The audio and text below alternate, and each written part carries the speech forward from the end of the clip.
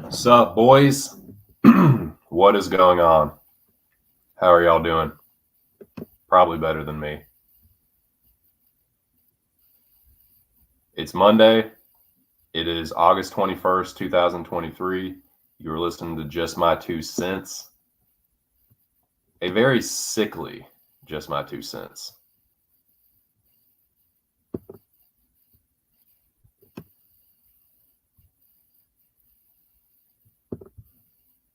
I have an announcement to make, boys. It's not a good one. A couple of you know this already, but it is official. So let me make it official on this channel. Boys, I caught the damn vid.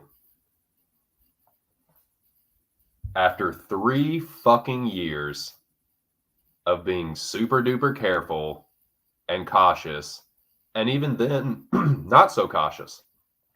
After 3 years, I avoided catching this fucking disease, and it lands right on my fucking face less than a week before my dad's supposed to come up here. I haven't seen my dad in like 5 fucking years. And like less than a week before he comes up here, I get COVID. It's like, you can't come up here now. Might fucking kill him, man. So yeah, I'm sick. My wife is now horribly sick. Lady TC has caught it as well. But dude, I'll just tell y'all something. COVID is real, and you do not fucking want it, boys. I'm serious, man. This, like,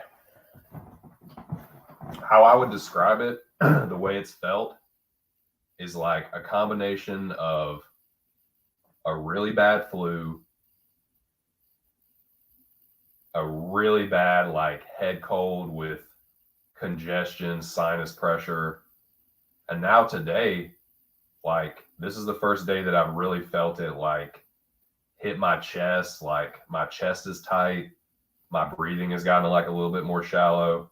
So like this is like a fucking comprehensive virus, man. It's like moved in phases. I was bedridden Friday. I couldn't function, dude. I was in like a permanent state of like convulsion and discomfort. Like the worst back pain I've ever had. Like I've dealt with back problems, like severe back problems. I have 2 herniated discs. I've had like all kinds of PT, like electro acupuncture, all kinds of shit, man. And I have never experienced back pain as bad as I did on Friday. Like sustained, like even when I would hurt my back at work, like it would hurt for a little while and then I'd eventually get to a comfortable position. Dude, nothing took this pain away but time. So that was Friday. Saturday and yesterday, like I had a horrible head cold, like so congested. I mean, y'all heard me on Saturday. I sound like shit. And like I said, today is when I'm finally starting. It's moving down to my chest now. And like historically, I've had breathing problems in the past. And like I still use a rescue inhaler when I need it. I actually needed to use it today. You can probably hear my voice is a little short. Like this thing's fucking nasty, dude. Like I'm not Mr. Like, I'm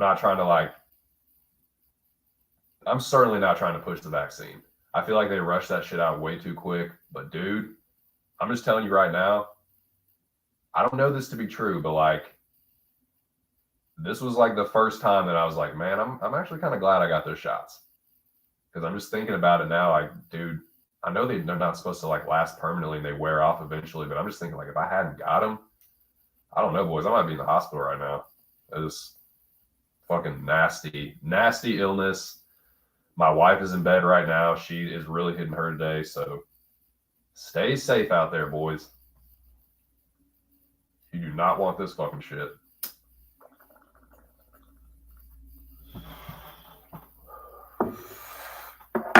Yeah, dude, it fucking sucked. Had to tell my dad, sorry. He's in Charlottesville right now, hanging out with my brother and his family, and like, sorry, dude, you can't come up here. I had all this shit planned, dude. Had scouted all these spots to go fishing and like all these great places to eat and stuff, and just like, fuck, man, shit happens. But dude, horrible timing. I still feel like shit, but I'm here, boys. I'm here. This stream, if nothing else, will be for scientific research purposes, to listen to what a man that's been just stricken with COVID, just hear what he sounds like. Still kind of, yeah. It's like I said, it's a comprehensive virus, man. It's like 3 things in one, 3 diseases in one. Like, I just started being able to like taste a little shit today. Like, I got like 2 taste buds back. I still can't smell anything. But those are like the telltale signs. Like, can't taste shit, can't smell shit, probably got COVID. And dude, when I took that test line was fucking blood red. Like, it was darker than the control line. Just smack me. What up, Zach?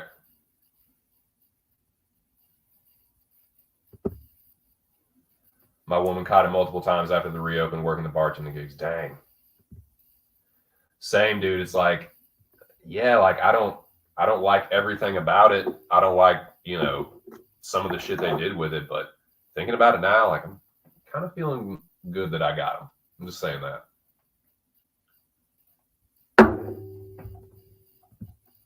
Yeah, I know it's probably great for me, right? Real smart. But nah, man, it's been pretty good medicine for me. It's definitely helped. Like, I'm still getting like waves of nausea. I still haven't gotten sick from it like that, but I still feel clammy. I still feel like a little feverishy, like still a little nauseous. Like, the weed's definitely helping with that. Yeah, we didn't get it all throughout the pandemic, and it just smacked both of us. Anyways, though, that's if I sound like shit or like, that's why. If I suck, if this stream sucks, I got a good excuse now. So anyways, man, it's Monday, which means it's another recap. And I'm also going to preview UFC Singapore, which is taking place this Saturday in Singapore.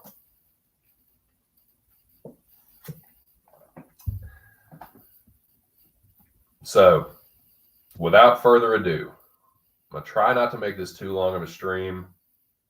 I want to check back in with the missus here in a little bit, make sure she's doing all right. But yeah, she's it's really hitting her hard today.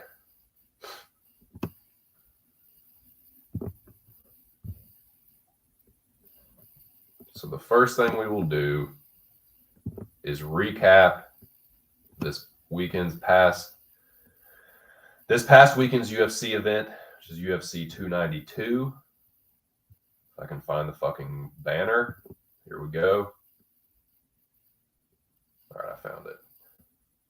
Getting a little ahead of myself, though.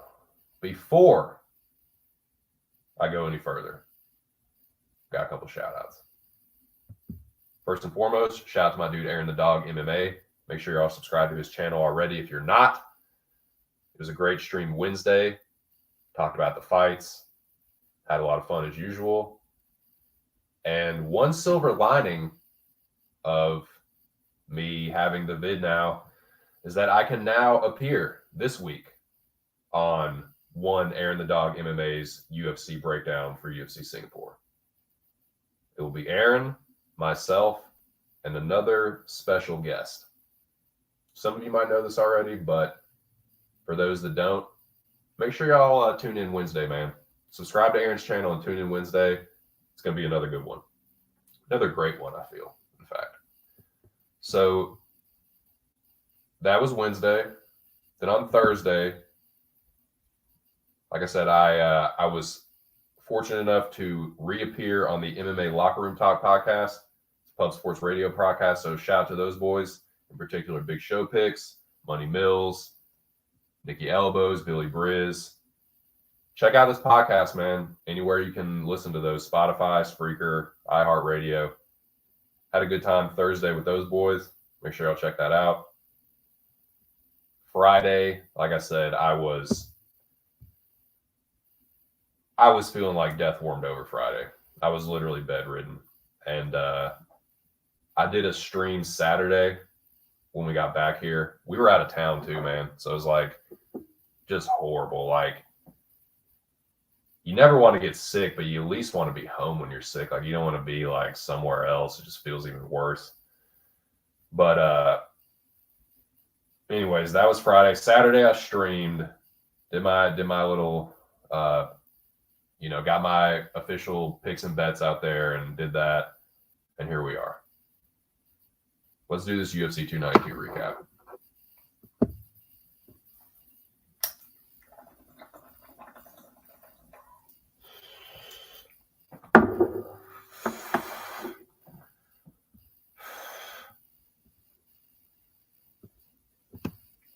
Alrighty.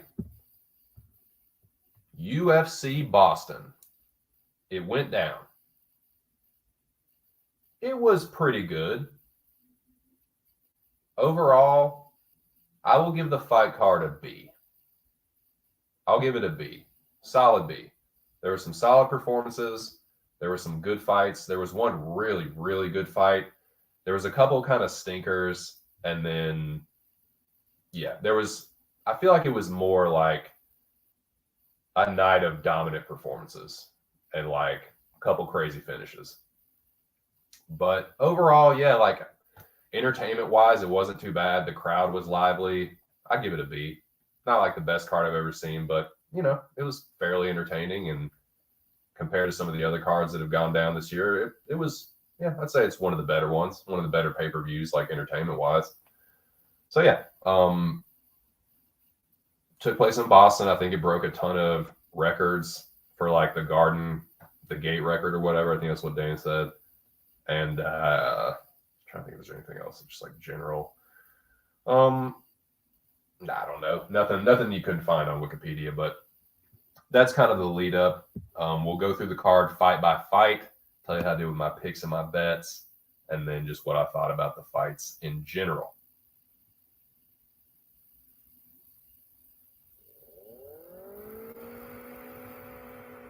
All right, first fight.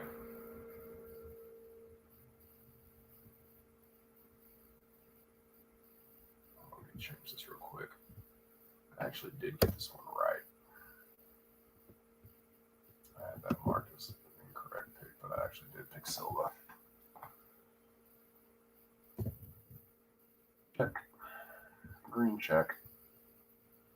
Okay. Karine Silva guillotines Marina Moroz. I had Silva by decision. Not really shocked that she got the guillotine. I thought she looked good. I've never thought much of Marina Moroz. I've always just thought she's kind of a jobber. So like it doesn't tell me a ton about Silva, but it was a pretty good performance. Like, and she got the finish. So I think Karine Silva, underrated grappler, okay striker. Like, yeah, I'd like to see who they give her next, but I still want to see more before I'm willing to like consider her a legit threat. I'd say she's like a pretty good prospect right now. I don't know if I'm not going to call her a contender or anything, but yeah, pretty good prospect. And looking forward to seeing what they give her next. Now, this one, I just couldn't have been more wrong about this. But yeah, unfortunately, Marina Moroz lost, and it did bust the John Lee parlay baby, which is a heartbreaker. But you know what, man? You cannot keep the John Lee down. Tune in Wednesday because the John Lee's going to cash this week, boys. This was just a bad pick and a really bad bet on my part.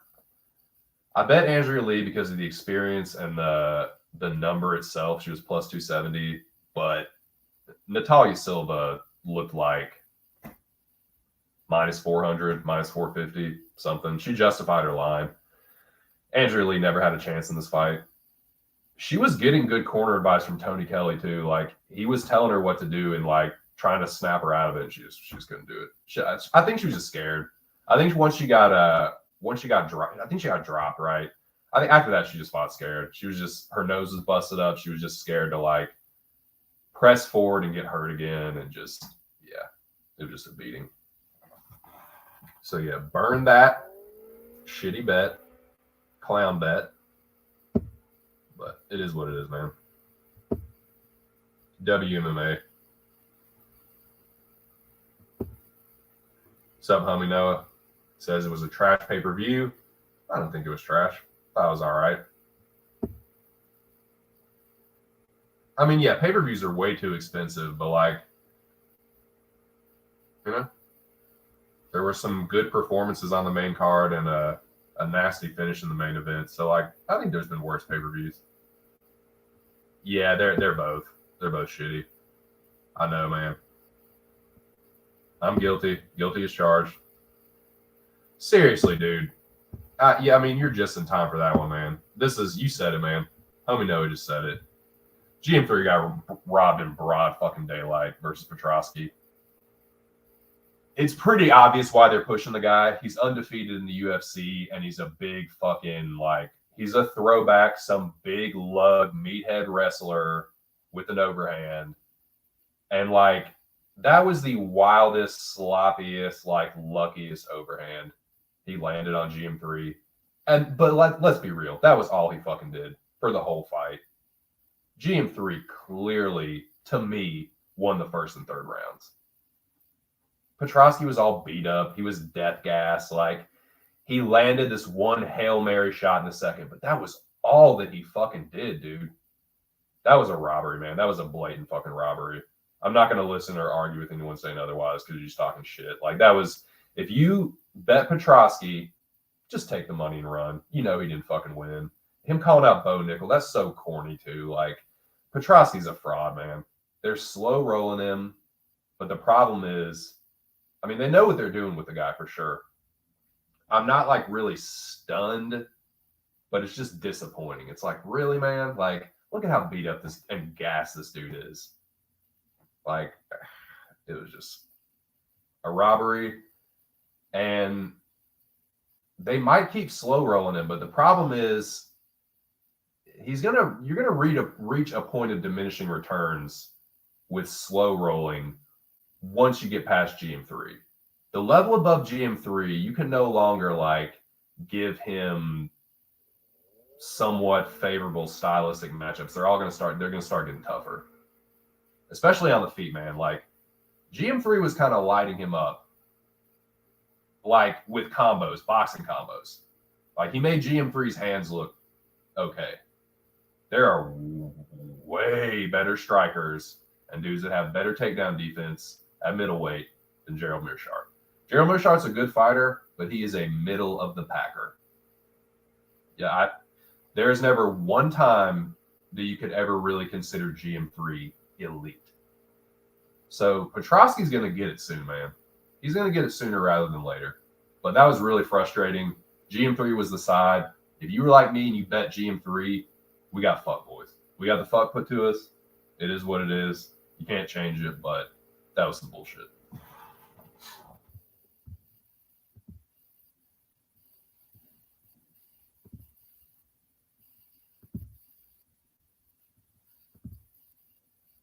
Yeah, he did not get eye poked either. He was gassed like 3 minutes into that fight and wanted a breather. Petrosky's corny, man. He's a fucking fraud.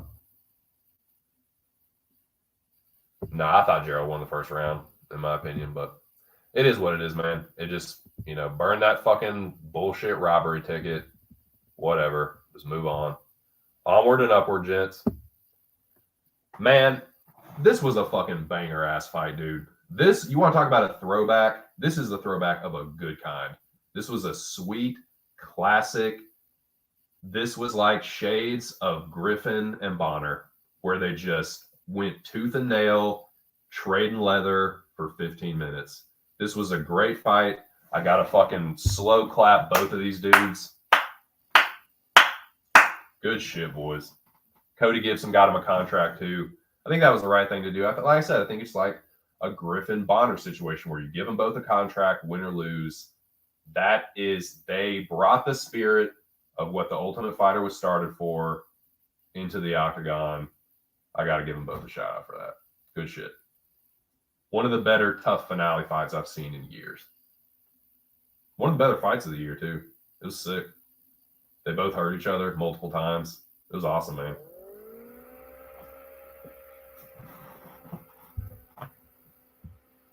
Should have had that on the main card, honestly.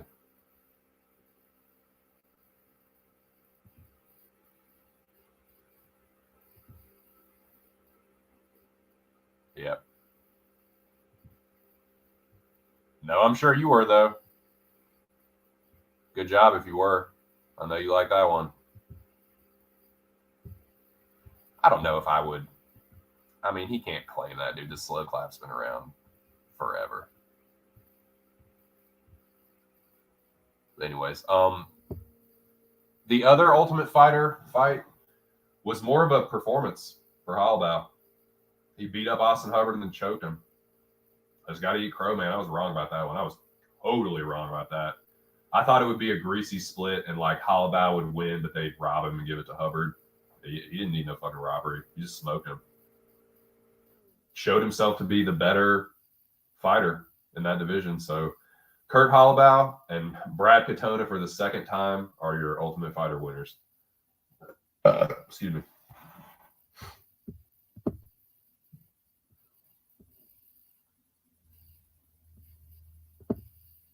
Great, didn't even notice. Nice, dude. Congrats. Good shit.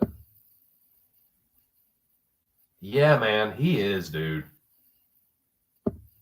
He was doing well in the grappling too, and then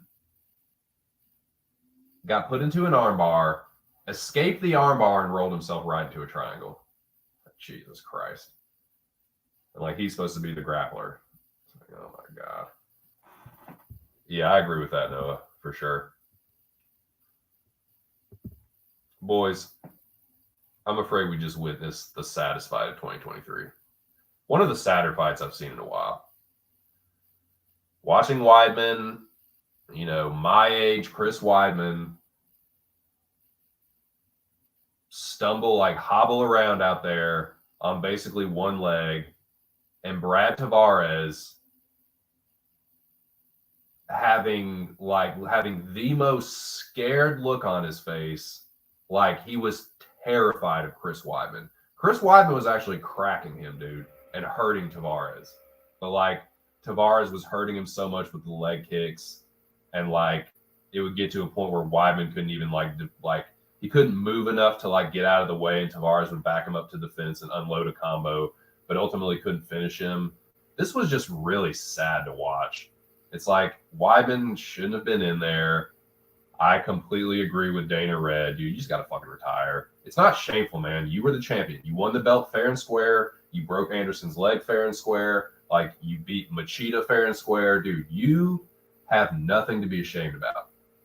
Chris Weidman is one of the most beloved American fighters in the history of the UFC, dude. He will always have a place in a lot of MMA fans' hearts. There's no shame in walking away at the time that he is right now. He has a win over Kelvin Gastelum. He knocked out Vitor Belfort. He knocked out Anderson twice. He beat my dude Machida. Chris Weidman is a fucking solid dude in the fucking UFC record books. He's a future Hall of Famer for sure. If he's not already, just hang him up, Bubba.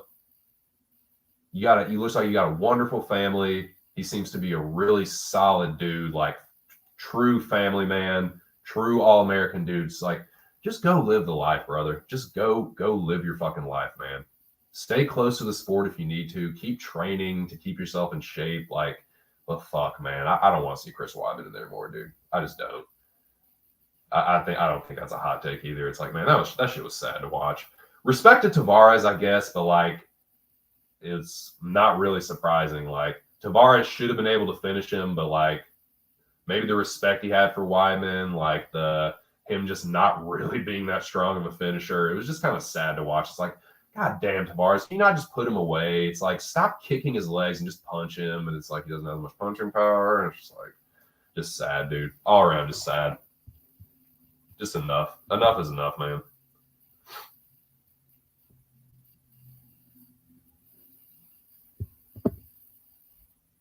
I mean, I'm not really, just because like he's so beloved. People definitely took shots on Weidman, like taking took stabs on him.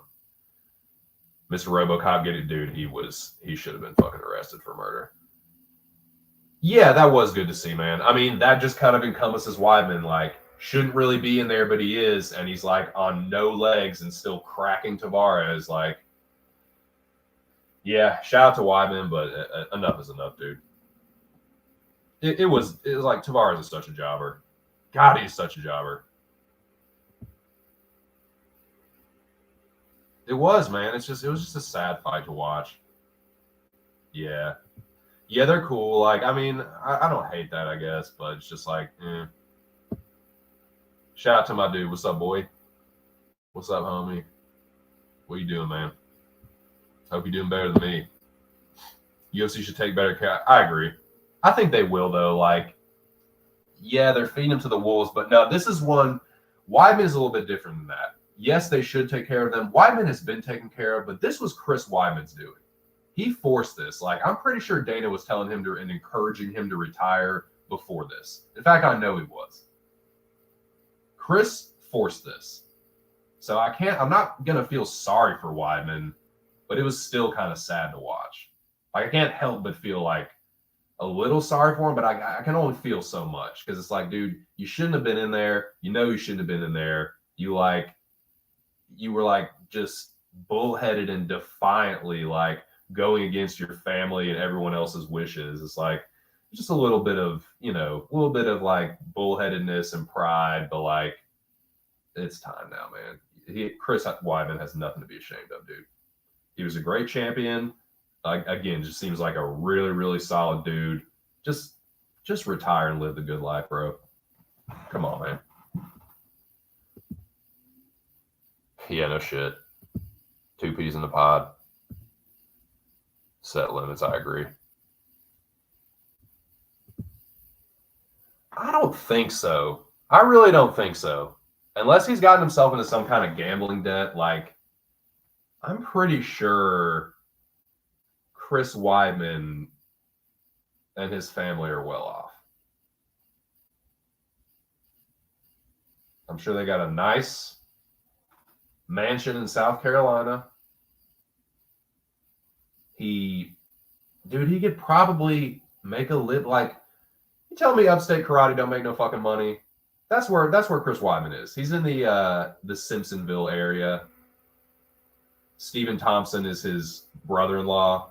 Like, he could probably just keep making money teaching wrestling at upstate karate or something. You know what I'm saying? Like, there's Weidman's fine to me. And dude, thank you. And he's a fucking UFC commentator. He's not bad hamming it up with DC. You know, just they're both like, tell corny dad jokes. That he's set, man. Weidman's good. DC's good. Weidman's good. Plus 175. I'd say more like plus 350. I don't think Weidman's family and the people closest to him are going to let him stick to that. I think even like Wonder Boy and like what do they call his dad, Papa Ridgehand? I don't think they would let Weidman do that. I think they would strongly advise Weidman against that. Anyways, let's eat some more crow. Let's watch TC struggle to breathe and eat more crow. Yeah, totally wrong. I acknowledge that this would happen, but I still picked and bet Tululin anyway. Well, I was wrong. Rodriguez did what he said he was going to do. He was who I thought he was. Well, no, that's not true, because I thought he was not going to revert to this. So he was who I did not think he was, and that I did not think he would be. But he did. He went to his grappling just like he said he was going to. And very predictably, once he did get him down, I mean, my God. That was not an early stoppage whatsoever. In fact, if he had let him take one more, it would have been a late stoppage, and Tululin would have been completely unconscious. Like he was only semi-conscious when the fight was waived. Like he was still like pretty much like frozen in a heap. Like he was moving a little, like not frozen, but like still just kind of like stunned a little bit. I don't know. But yeah, vicious ground and pound. Just fucking smashed him. That's the definition of a fucking smashing. Just taking his time, loading up that elbow, and then just brutal, man.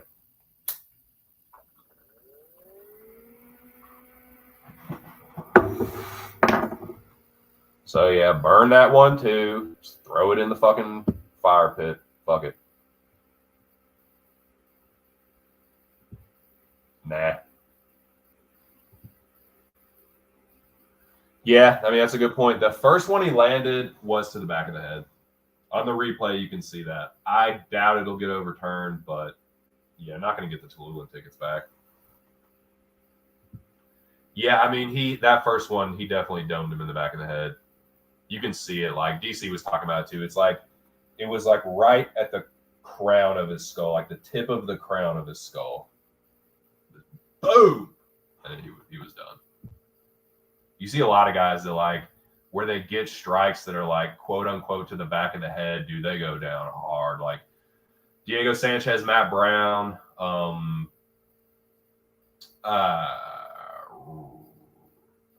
is it Rosenstrike Sakai that I'm thinking about?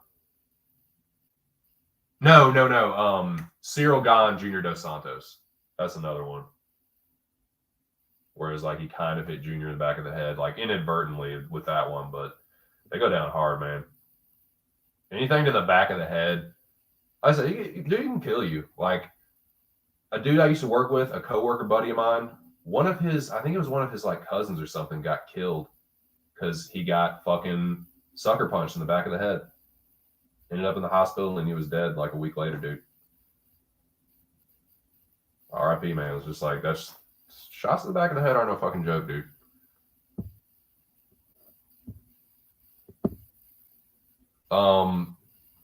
This fight was fucking lame. Cheeto is lame. This fight is lame. Cheeto is such an entitled motherfucker, dude. Cheeto gets on my nerves, man. Like, I respect his skills as a fighter, but like his personality, like he can be likable at times, but then he just really is just like, he's kind of a fucking whiner, dude. He is, man. He works for he's got a job at UFC, but then he acts like he's getting like mistreated and shit. It's like, what the fuck are you talking about? If anything, he's like entitled. Because now it's like, oh no, now he's certain that he's going to be fighting for the title. It's like, dude, after that performance, Cheeto Bear does not deserve a title shot. He got his ass whooped by Corey Sandhagen, and he like skated past Munoz, who he's way bigger than. He's younger than him. Like, he should have won that fight by way more. That was like a half-cocked, phoned-in performance from Cheeto. Absolutely not worthy of a title shot, in my opinion. This was snoozer of the night, man. This is a lame-ass fight. All the shit Cheeto talks, all the tough guy shit that Cheeto talks, this was fucking lame. Not making a strong case for yourself.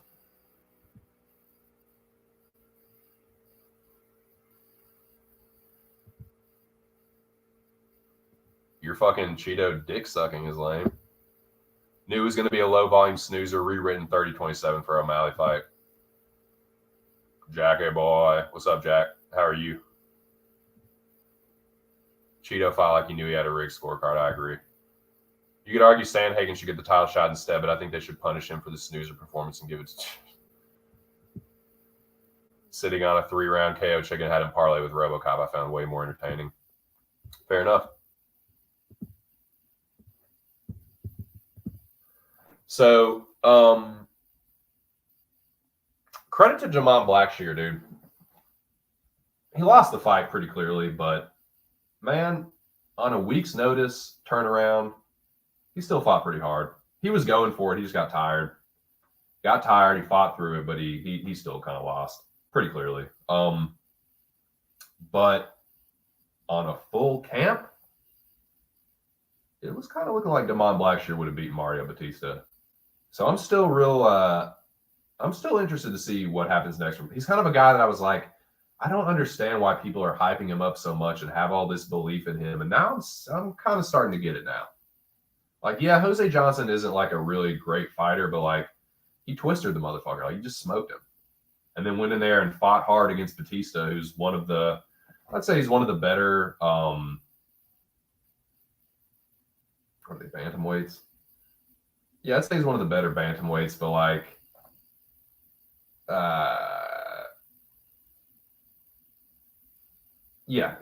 he lost, but Blackshear on a full camp might have beaten Mario Batista. I don't think that's crazy to say. But yeah, credit to both of them. It was a pretty good fight. Batista got the best of it, but it was reasonably entertaining. Can't hate on it. What up, boy? Eggs in a basket, 2 straight weeks worked. Give Cheeto the undeserved title shot. Nah. But yeah, shout out to my dude Aaron the dog. Make sure y'all tune in Wednesday, man. It'll be a good one. Rob Fia racing. TJ Dillashaw turns Sandhagen into John Fitch. Oh, Jackie boy, we are going to get right up into it come main event time. You just stick around, my friend. Stick around. Hopefully I can survive till the end of this stream. The fucking COVID is coursing through my body and working its way into my respiratory system. General elbow coffin. Yep. Got plus 115 on Batista KO decision. Figured he wouldn't sub him. Yeah. Fucking DraftKings. They have those good. FanDuel has those good ones too. FanDuel fucking FanDuel, man. Anyways. Ian Gary cannot finish. Well, he's finished people before, but like, dude, it's not that he couldn't finish Magny either. He just wanted to showboat, which was pretty fucking whack. It's like, dude, you got Magny. Like, every time he kicked his leg, he got a reaction out of Magny. People like that statement gets overused. Oh, every time he's getting a reaction. Bullshit. Literally every time he kicked Magny either winced, got straight up dropped, hobbled backwards. He did something, some kind of serious visible reaction every single time Gary leg kicked him. And he still couldn't finish the motherfucker. Gary's another guy. Goddamn, is he going to get it? He's clearly very talented, but if you're getting face planted by Song Kanan, can't finish fucking Neil Magny, you're going to fucking get it eventually. Ian Gary, very talented fighter, definitely has potential to be great, but he's got some red flags too, man. Like, it took him 3 rounds to get Song Kanan up out of there. Pretty sure. Maybe he didn't too, but still, like, Song Kanan's pretty fucking chinny. And he kind of went to war with him. So, like, I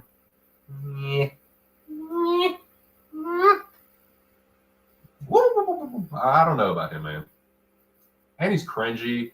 It's like, dude, you talk all that shit, and I'm sure he'll have some fucking bullshit spin doctor thing about, oh, well, I wanted to just punish him for 3 rounds or whatever. Like, dude, if you really wanted to make a statement, if you really wanted to show you were that dude, you would have put Magny in a fucking box in the 3rd round. Sure, beat him up for a couple rounds. He beat him up the whole fight. Fucking finish him in the 3rd round if you're really that dude. I don't know if Gary is, man. We'll see.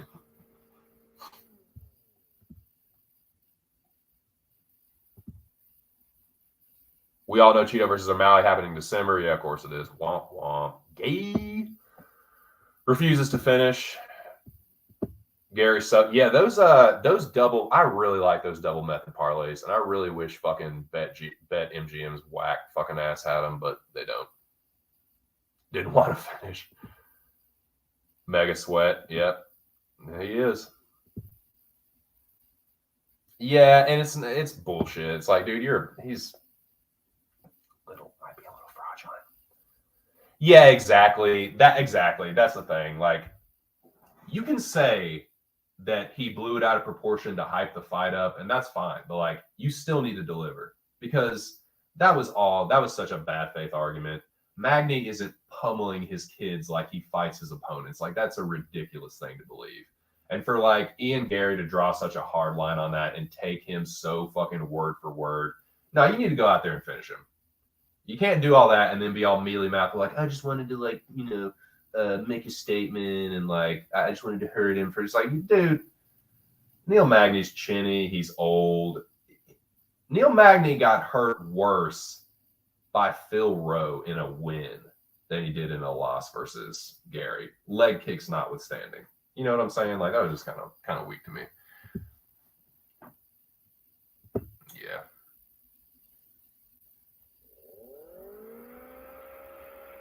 Yeah, exactly. Yeah, it's like he doesn't have good finishing instincts. You don't need to fucking prove, like, everyone knows you're talented. You going 3 rounds and beating someone isn't proving shit. Like, prove you can smoke people. That's what makes people superstars. Decisions a superstar does not make. Period. Not in the UFC, man. It's an entertainment business.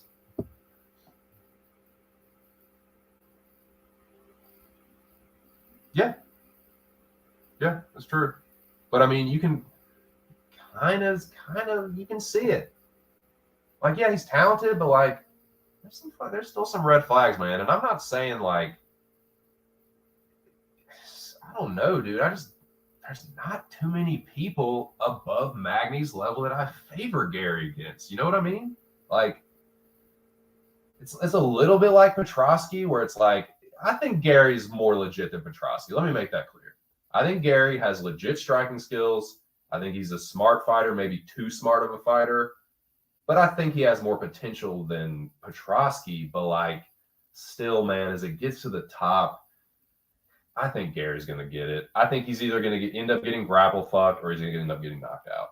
One or the other. But, I still want to see him in some fights, but like, and his mouth keeps him in the picture. But that performance was like, that was a little bit more of a red flag to me than like, I expected him to clearly beat Magny clean. That didn't really show me anything new. It's kind of like, I wanted to see him get Magny up out of there if you're going to talk all that spicy shit. That's all I'm saying. Yeah. Just a textbook check left hook. Sat him on his fucking dick. Yeah, I agree.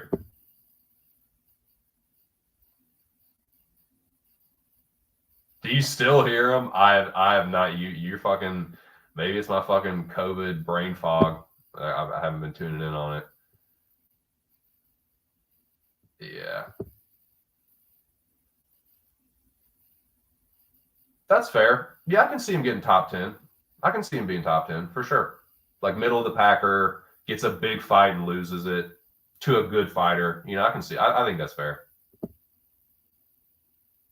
Yeah, welterweights. I mean, that's a fair point too, Jack. Welterweight's a fucking weird division, man. Log jam. Like, there's these up and coming dudes, but like the dudes at the top are all old and like all have this fucking like entitled chip on their shoulder, man, where it's like, no, they're all these elitist motherfuckers. Colby is like that. Fucking, I don't know, man. Welterweight is like, it's on the come up, but it's still kind of in like kind of a transition period. I'll tell you what is not in transition. I'll tell you what is fully formed and functioning. And that is fucking Magnum, boys. Wiley, the motherfucking Magnum Zhang. You want to talk about domination? That was probably the most comprehensive ass whooping of 2023. Whooped on the ground, whooped on the feet, completely controlled, just fucking pwned. Just get fucking pwned. That's what happened in that fight. Amanda got fucking pwned. That was one where I hedged. I had a little bet on Amanda, but I did pick Wiley. And like, she looked like a minus 2,000, dude. So in hindsight, like, that wasn't a bad line at all. Wiley was this was the L word. I'm just going to say it. Wiley was the fucking lock of that card, for sure.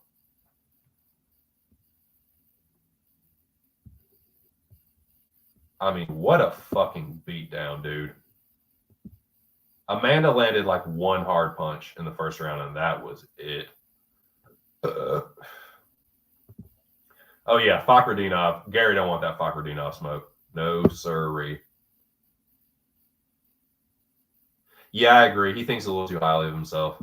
You got to, like I said, you got to be cocky as a fighter. You got to be delusional. I think most people that understand fighting and fighters themselves will kind of tell you that. But you also got to realize what it is too. It's like even if it's not true, you have to believe it. You have to have like this like unwavering confidence in yourself, because like they're gonna lose fights. Most fighters will lose at some point eventually, but like if you think that you're gonna lose, you definitely are.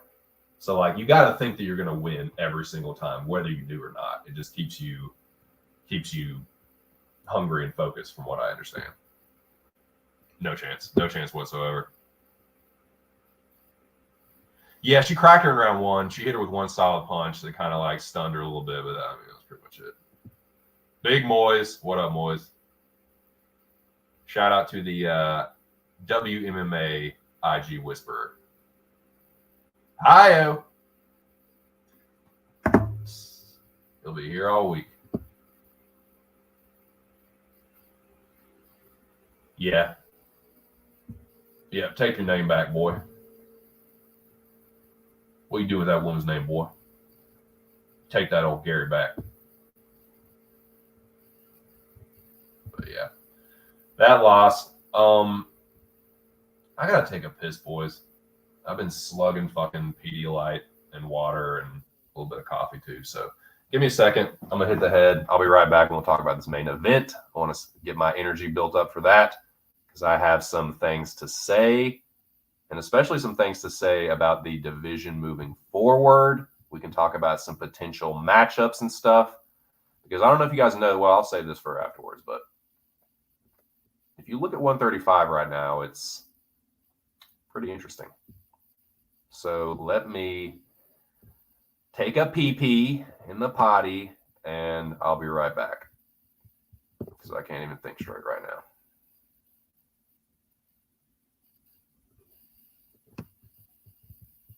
Where the fuck is that? God. All right.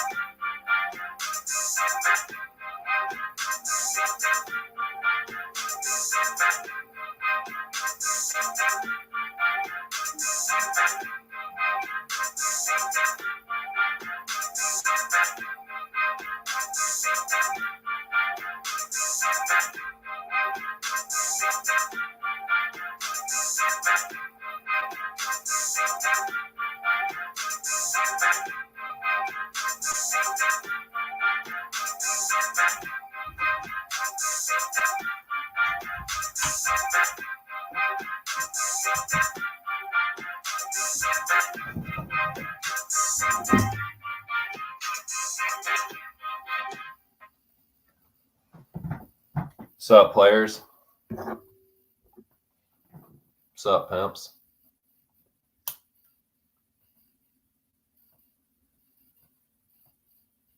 Cheers. Today's flavor is berry fritter. I haven't looked up the genetics, but I believe it is a cross of memberberry and apple fritter, if I had to guess. That would be my guess, but I'm not sure. But it's good. All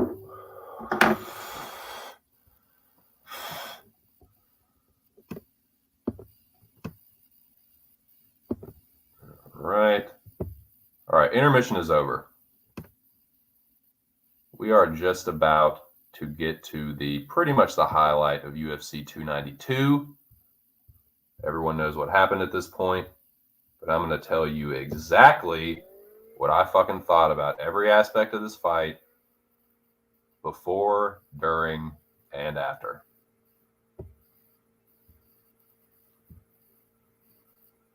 We know what happened.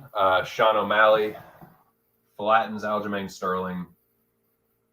And new, Sean O'Malley is your new undisputed UFC bantamweight champion. He got him, man. He caught him. Pull counter. Fade back right hand. Step back right hand, whatever you want to call it. Same shit. Just beautifully thrown, just like a baseball. It was very reminiscent of Conor McGregor and Jose Aldo, except it was the right hand. Kind of looks similar to some of the shit that Conor did to Eddie Alvarez too. And if you look at it, man, it's crazy. Like, even if you've never like fought before, like, even this is something that even I can like tell you. Your eyesight is, and this seems so obvious, but like your eyesight is so important. Which, like, even when you're sparring, being able to see your opponent, being able to react, like, and it's hard to not flinch, man. It really is. Like, you even look at fighters, dude. Fighters get punched in the face, they close their eyes right before they get hit all the time. It's a natural human instinct. But being able to keep your eyes open and being able to look at your opponent for as long as you can is like an underrated skill. And if you look at Sean O'Malley, the reason I bring that up, you look at Sean O'Malley, he has his eyes open the whole time Aljo throws that left hand, keeps his eyes on him, stays just enough out of range. And then you look at Aljo's face after he throws that left hand, and you can see Sean cock that right hand back. Aljo's eyes are open, and he's like, oh, shit. And it's like Sean gets halfway throwing that punch, and Aljo's eyes just close. It's almost like he knew it was like, oh, fuck, I'm about to get cracked. Go watch that shit in slow motion. It's just a beautiful fucking punch, man. Textbook, pull counter, fade back right hand, whatever you want to call it. It was just, he just cracked him.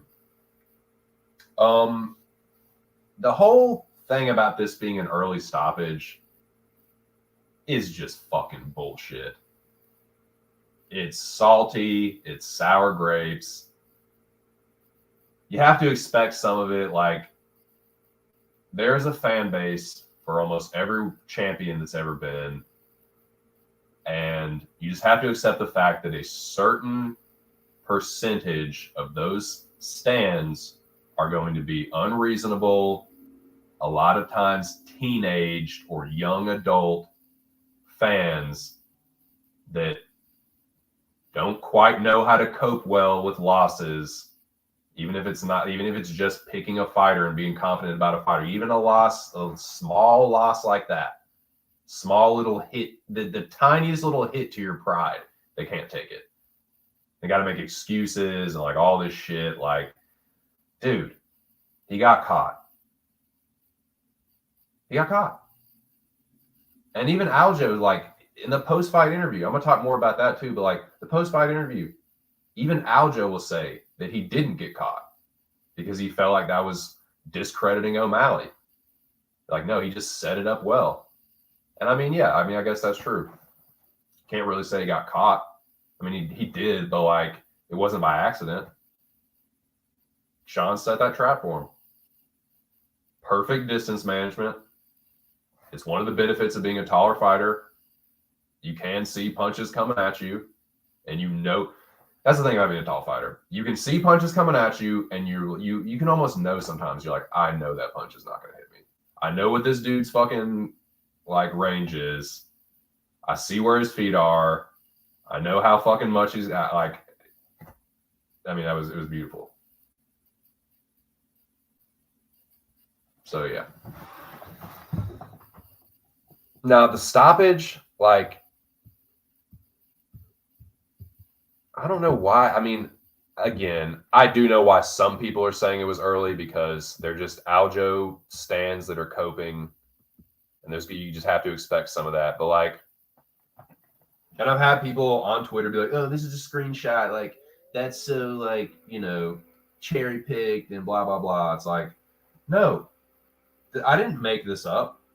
This is what Mark Goddard saw. This is the last thing Mark Goddard saw before he waved it. This is the second when Mark Goddard steps in. You see that black glove? That's Mark Goddard stepping in.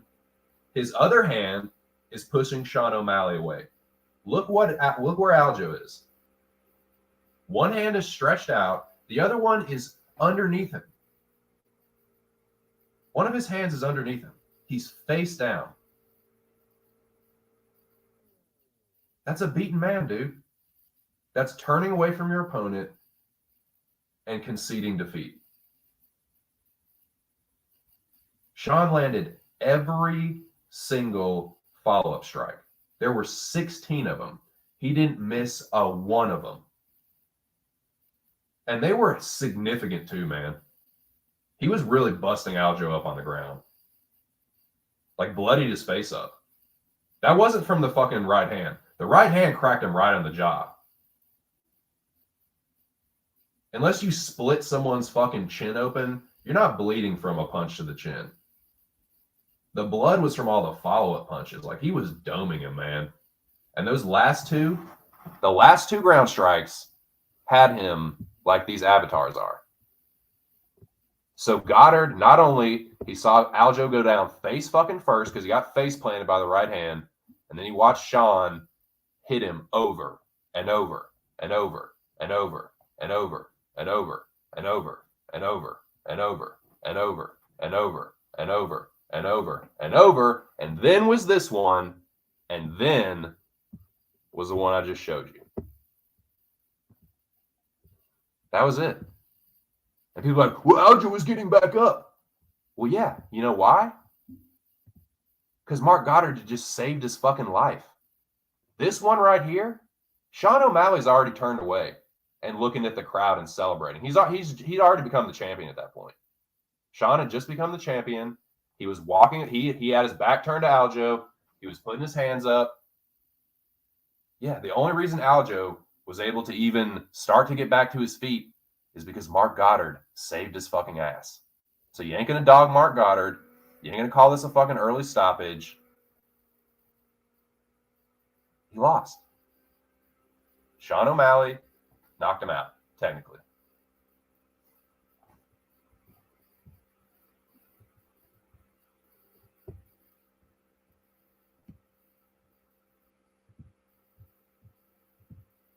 And cash it, boys. And fucking cash it. Thank goodness, too, man. Sean O'Malley saved my fucking night. It ended up being a losing night, but Sean got me over half my money back. Got me the majority of my money back. So thank you, Sugar Sean. And it didn't end up being a total, the night wasn't a total loss. I recovered most of my fucking money back.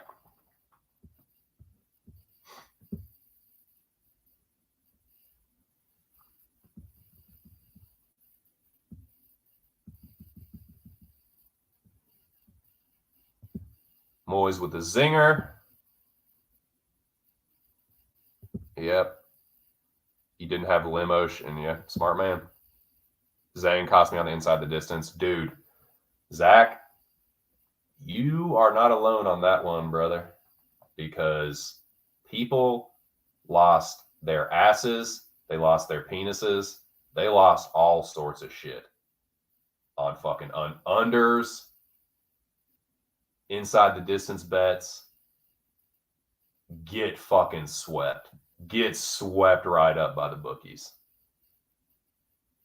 I mean, the bookies cleaned up on unders and inside the distance bets. You hate to see it, boys, but that's what happened.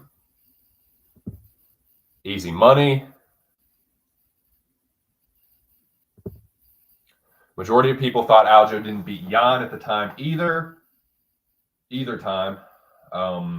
I agree with that. That TJ win was meaningless, mostly, yes, and that he barely beat Cejudo, but was a lock against Sugar, yeah. So I will tell you, let me catch up on these comments, but if you watch the Conor Aldo KO side by side, dude, it does. It's the same deal. Both Jose and Aljamain both lunge forward with lead power strikes, which is usually not the best move. That's not a textbook thing to do. That's why I always fucking preach about the jab, man. It's a setup punch. It's a distraction punch. You don't have as much range with your rear hand, which is why it's much better as a counter punch, like Sean and Conor landed. Both of their opponents lunged forward out of range with leading with the rear power hand, so you don't have as much range with it. So, of course, you'd be out of range. Lunge forward. And look at Aljo's chin. When he throws that punch, after he throws the punch, he is like face first, and you can see Sean cock that right hand back and look at Aljo's face, and he's like, fuck. Like wide-eyed, like, God damn it, I'm about to get fucking creamed here. Yeah, give him a chance, right? I mean, 37 unanswered. I mean, what are we doing here? Arley stoppage, doctor stoppage. Yeah, that's true. So let me catch up, and then I will just tell you kind of what I thought. Yeah, but what's the point? You don't need to have that happen. That's what was going to happen. Like I said, those last two had Aljo turned away from O'Malley, not just turned away, face down, hands not up anymore. The only reason he was able to get up is because Goddard stopped it. If Goddard hadn't stopped it, Sean would have just started shelling him to the side. Like he wasn't even on his knees. He was standing ground and pound shots. That's way more leverage than being on your knees. He would have knocked Aljo unconscious. Have y'all not seen what Sean does to people with standing ground and pound? Ask Thomas Almeida. That was another one. It's like, is this really necessary, man? It wasn't necessary to see Aljo get knocked unconscious. Shout out to Mark Goddard. People give that dude a lot of shit for early stoppages. That was a really fucking good one, man. I thought Cejudo won as well. Yeah, you missed that one. Yeah. Aljo was overrated in title wins, DQ, 2 splits, and a wash TJ. Gut said O'Malley all week, but just went with the brain dead Aljo. So, I mean, I went with the lame square. I picked Aljo. to win. Too pussy to pick O'Malley, but luckily I was smart enough to bet him. Super necessary. Like, I don't know. I get the feeling, but I don't think it was necessary. Yeah, it just got worse and worse. Like anything he even tried, it wasn't working because Sean didn't miss any of them. Aljo was flailing his legs and his arms, and Sean found the mark every single time, 16 fucking times in a row. Those weren't little tip tap shots either. Like the leverage of a man standing above you and punching down with all his fucking momentum and gravity on his side 16 times in a row, and it just got progressively worse. Like, that was very perfectly fine stoppage. Oh yeah, people have said that too, that like one of them, like he knocked him out and then knocked him awake again, like put him to sleep and then woke him up kind of deal. Yeah. Yeah, that Goddard does not need to be docked for that one. That was a good stoppage by Goddard. Now, let's talk about this fight a little bit more. I'll tell you what I think happened.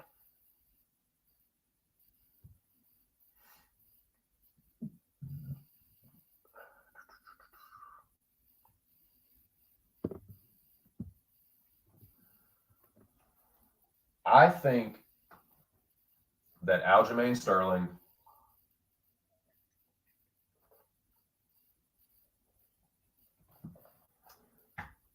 became a victim of his own gimmick and tried to buck against it, and it ended up costing him. Let me explain what I mean by that. And I'll just kind of talk about Aljo in general. I never really had a problem with Aljo.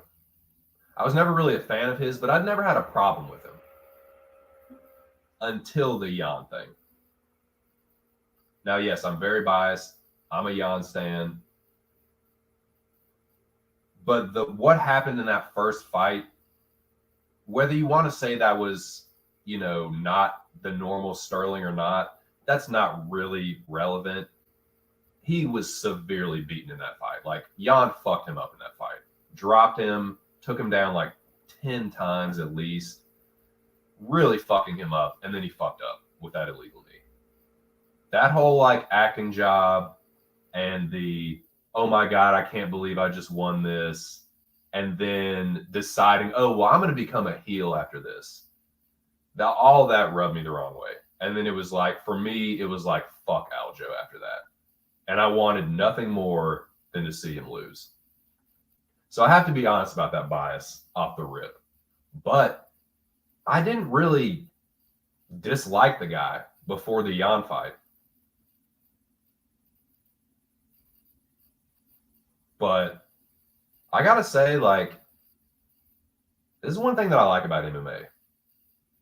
It kind of just sorts things out for the most part. Like, if you listen to the post-fight press conference from Aljo, I thought he pretty much said all the right things, man. Like, there's not much more that he could have done to take the loss better. Now, I acknowledge that, like, some of that, it's like you didn't really have a choice. Like, the way he was acting, he had really no choice but to be humbled by that, but he still took it pretty well. I really like that he gave Sean all the credit. Didn't want to say that, like, he just got caught. Gave Sean credit for, like, setting that up and for that being one of his weapons. And he acknowledged that, like, that was something of Sean, like a weapon of Sean's that he had to worry about. He gave Sean credit for his footwork and his distance management. He gave O'Malley all the credit, man, which I like to hear that.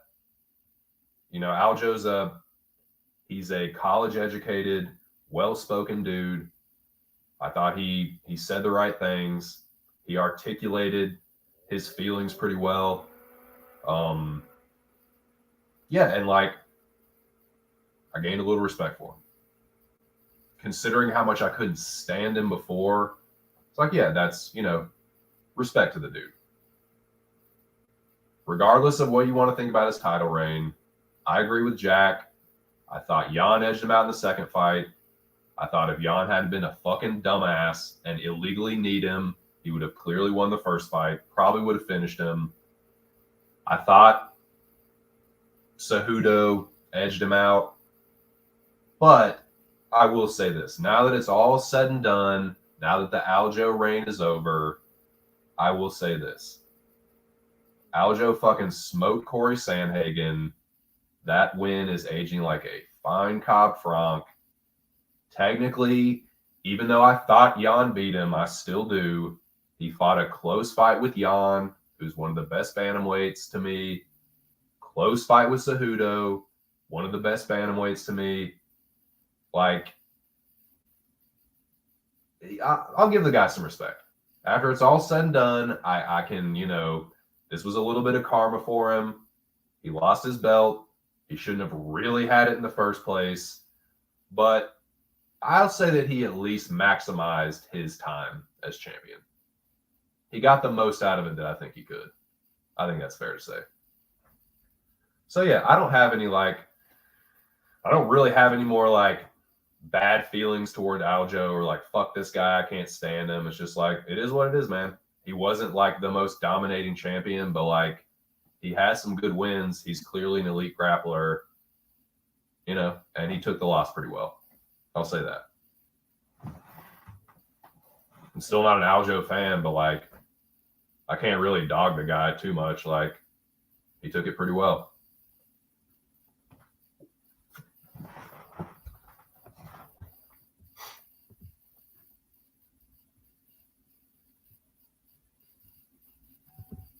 Slump Master. Oh, it's Sleep Master. Yeah. Yeah, he looked pretty wide-eyed, dude. He looked like a deer in the headlights for sure. Yeah, he was talking a bunch of shit before the fight. So that's why it's kind of he kind of had to be humble. But, I mean, he was. It really comes down to the first round. It wasn't a dominant first round. And honestly, if we're being really real, if I take my Jan bias out of it, and I think we all keep it real at the same time, the second Jan fight should have really been a draw. Neither one of them got the edge in the first round. Aljo clearly won 2 and 3, and Jan clearly won 4 and 5. If any of those fights should have been a draw of all his close ones, it should have been that one.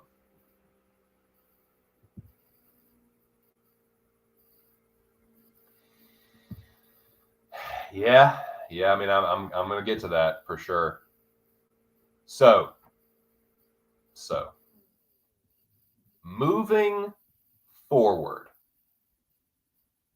First of all, moving forward in the stream, I'm going to need to refresh myself a little bit. A little more berry fritter for the dome.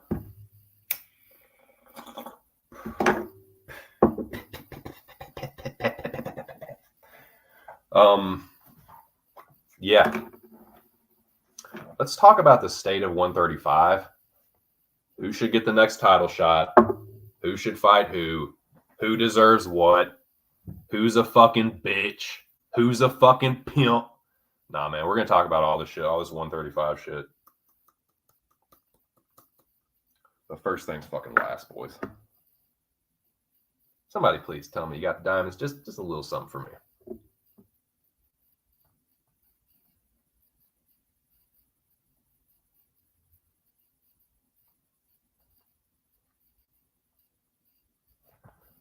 Cheers, gentlemen.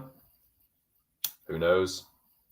If the COVID ends up getting me, this might be one of the last times I'm able to partake. So might as well enjoy the shit while you got it.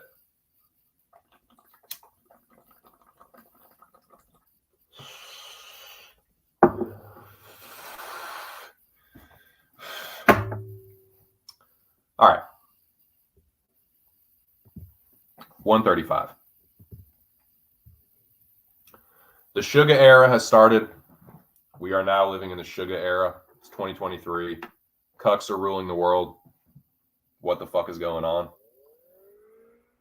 Buffalo, Springfield, where you at?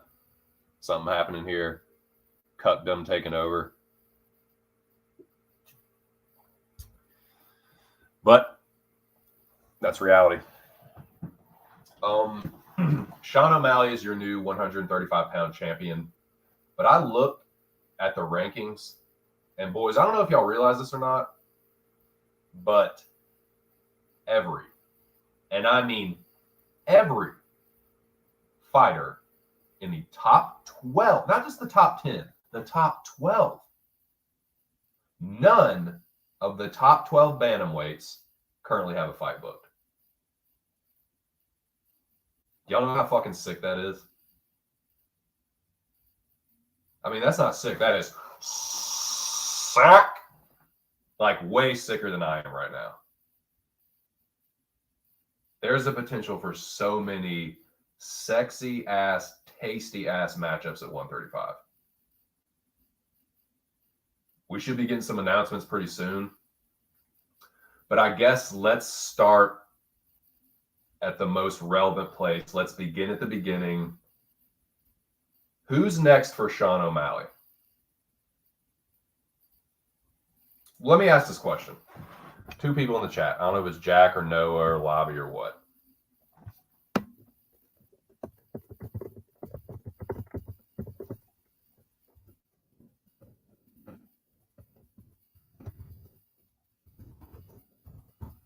Two-part question. Well, two questions, two separate questions. They're similar, but somewhat different. The first question I want to ask y'all is, who should O'Malley fight next? Not who he's going to fight or who we think he's going to fight. If you were Sean Shelby, Mick Maynard, and Dana White combined, if you had the power of those three combined, who should Sean O'Malley fight next? And if you had the power, who would you book Sean O'Malley against next? Let me ask you that first. We'll have a little fun with it first. And then we'll kind of get down to like what we think is going to happen. Like what's probably actually going to happen. But right now, fuck that. You got the power. You book the fights. You are the matchmaker for the UFC. Who are you booking Sean O'Malley against next?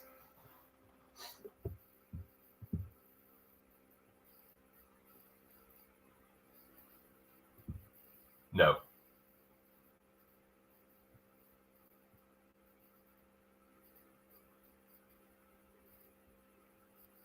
I like Jack's answers there. Okay, so for this one, who he should fight next, and I absolutely agree. It should be Merab. It just should be. Look, I can bitch up and down the road. I can bitch up an entire fucking tropical storm about Jan beating Sean O'Malley in the rematch, but there is not a thing I can say about what happened to Jan against Merab. He got fucking ragdolled for 25 minutes straight. So as much as I want my dude Petr Yan to get vindication from that fucking robbery, the person that really deserves it, that actually has earned it more than anyone, is Merab Dvalishvili. Period. I don't even like Merab. I can't. He's another cuck. I can't fucking stand him. He annoys the living shit out of me. But based on merit, if it's a meritocracy, who deserves, it's Merab. It's clearly Merab. Clearly. This is coming from a certified, bona fide Jan stan. Merab should be next. Should be. He's not going to be, but he should be.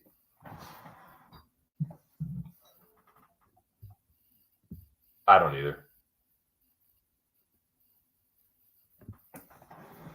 I'm not saying he shouldn't get a rematch, but immediate? Nah, I don't think so. Not after all that shit he talked.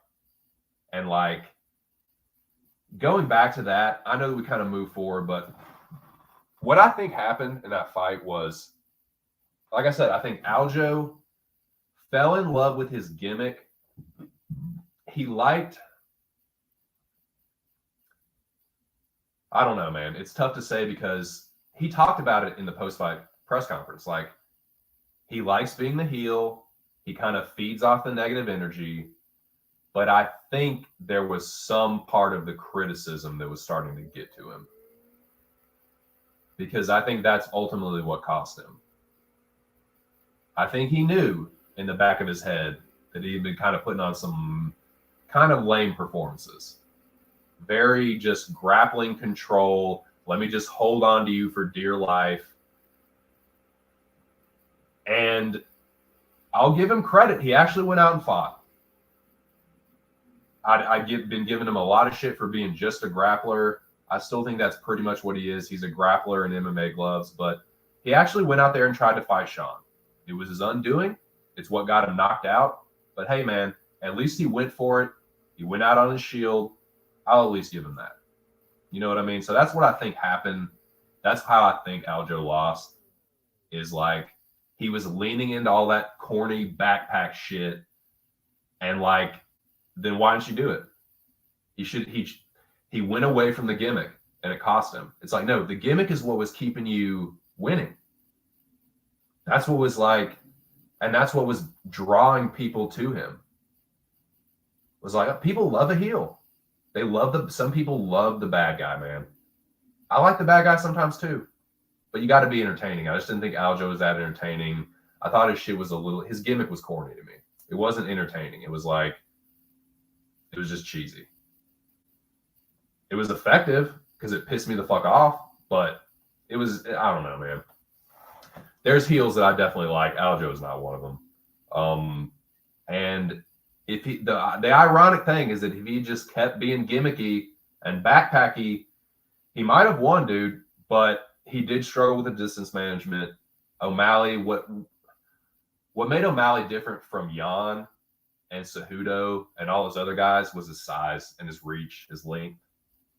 You know, the reach on his punches, being able to stay just out of range, but still being able to put a ton of force and catch Aljo right on the end of his punch. So yeah, Sean had physical advantages. He had clear as day striking advantage. But yeah, like that was a striker versus grappler, and the striker got the best of it. So now back to where we are. So I asked who should. I agree with Jack. I think it should be Merab. Now, I'll ask a slightly different question. Jack has already answered this one as well. I would love to hear the rest of the 4 people in the chat give me some feedback on this one. So Jack already answered this, but who do you want Sean O'Malley to fight next? I guess this is the real, you're playing the matchmaker. I guess before the appropriate question should have been, or the appropriate role you would have was, let's say you were advising, Maynard or Shelby. Now you're actually taking their place and you can do whatever you want. So who do you want O'Malley to fight next? If you had it your way, if you're the matchmaker, you can make any fucking fight you want. Damn it. Who do you want him to fight next? You already know what my fucking answer is. You already know. I believe Jack answered this question. Cejudo, the Cejudo rematch. Cejudo's got a case for it, man. For Sean, for sure. Because I thought he fought Aljo close, and I think the difference between Aljo and Cejudo is I think Cejudo is a way better striker than Aljo. And I think that he's a better, grappler, wrestler, I would say. I think Aljo's a better grappler, but I think Cejudo's a better wrestler. And that would be a tough matchup for O'Malley because Cejudo's tough. He's not as chinny as Aljamain. He's just not. So that'd be a tough matchup, man. I'd like to see that. You already know who I want to see. Who, if I had my way, who it would be. You already know. And if you don't, you're just not familiar with this channel. Star power wise, yes. Yes. I agree. I thought he did a little bit more.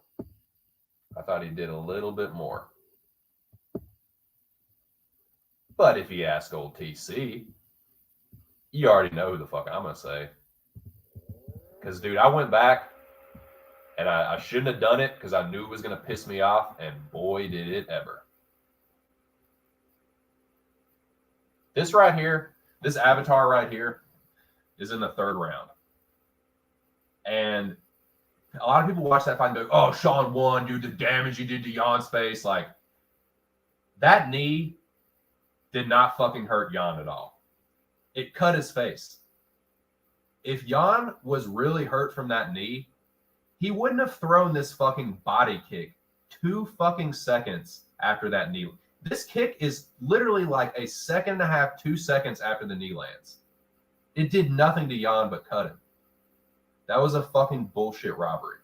Jan won every round of that fight. You can make a better case, a stronger case for Jan winning every round than you can Sean winning it, period. Jan landed the hardest punches and strikes, period, in the second and third round. Period. The first round was pretty close.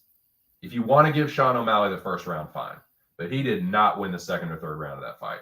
And you can honestly make a stronger case for Jan winning every single one than Sean winning it at all. The fucking statistics on that fight are bullshit. They scored so many blocked punches for O'Malley. And, like, that's just Jan being a victim of his own defensive style. They score those bullshit block punches or punches that land on Jan's gloves. O'Malley got hurt worse in that fight than Jan did. Other than the facial damage, like, Jan was cracking O'Malley in the third round, dude.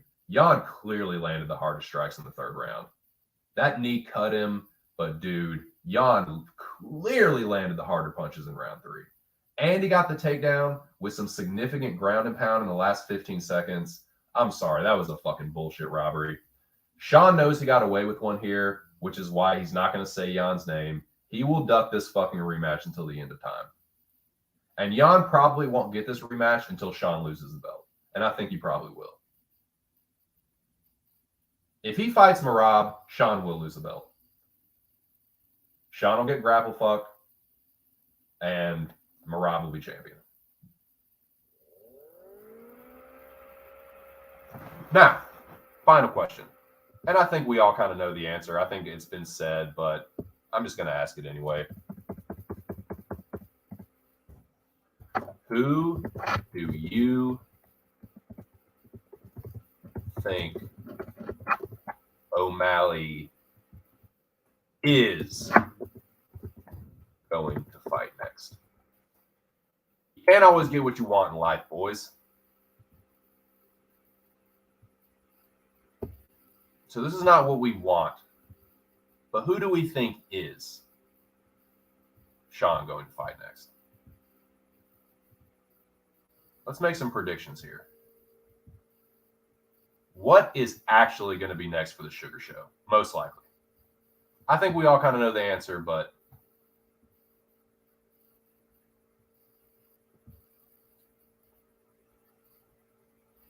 I think you nailed it. General taking about 4 or 5 notes.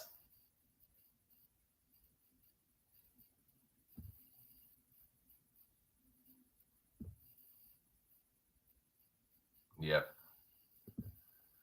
I agree, Jackie boy. I think, I mean, y'all are all sharp, man. Y'all know what's probably going to fucking happen. It's going to be Cheeto. Noah said it. Zach said it.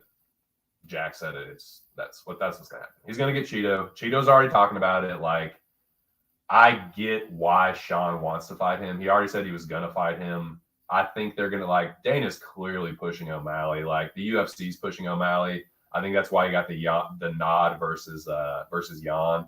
That seemed like a very, like, Sugar's exciting. We want him to fight for the belt.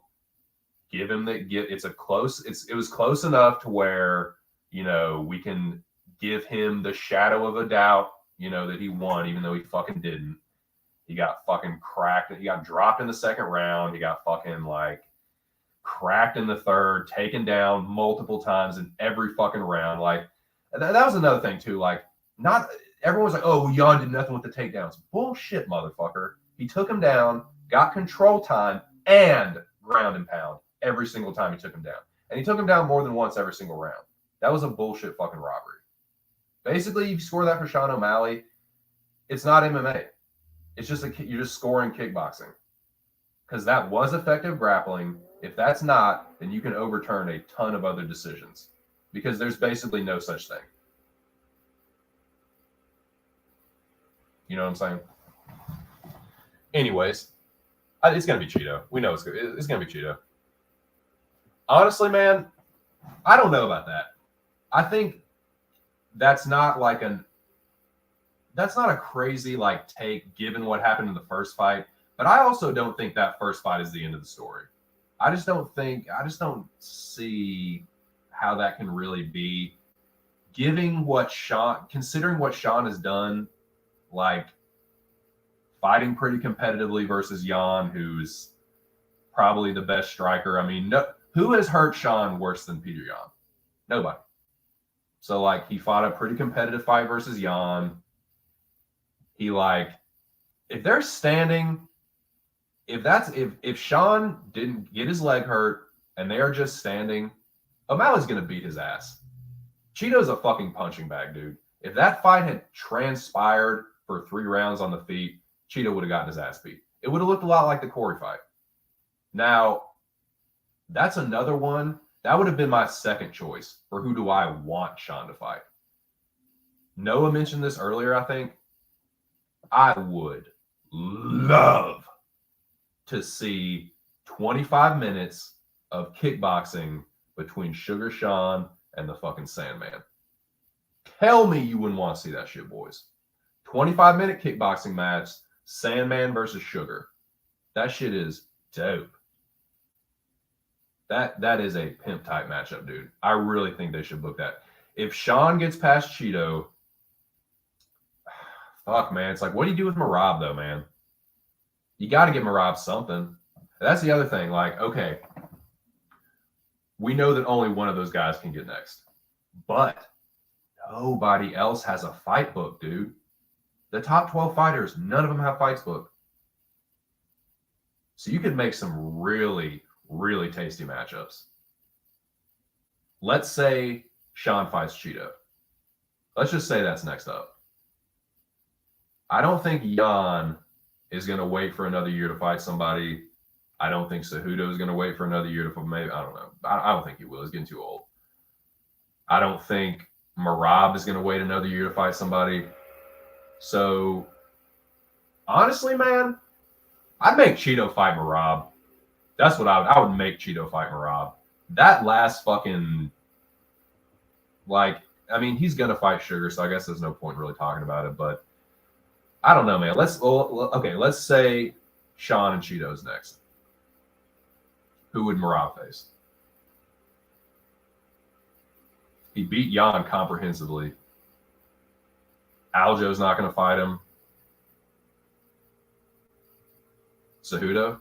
Merab versus Cejudo? I think that's pretty good. Two wrestlers with decent striking, good cardio. I think that's the appropriate matchup. If they are going to make Sean versus Cheeto and Cheeto's out of the picture as an opponent for these other guys, I would say, yeah, Merab.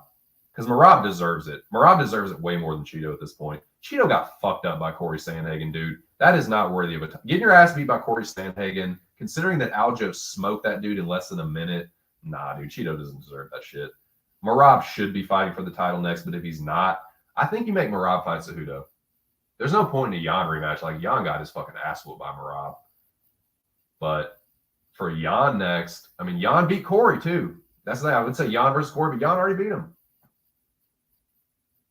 So I don't know, man.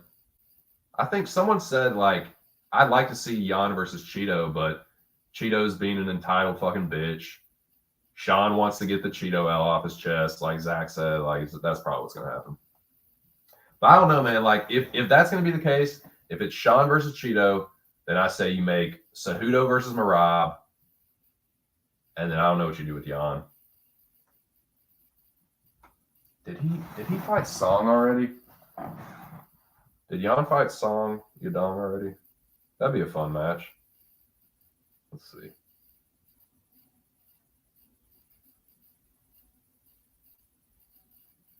UFC rankings.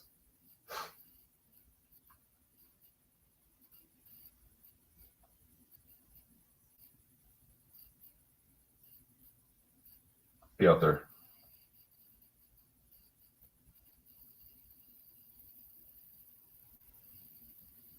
No, dude, I think that's a nice get back for old Jan. Yeah, I'd like to see that. I think you make Jan versus Song Yadong next.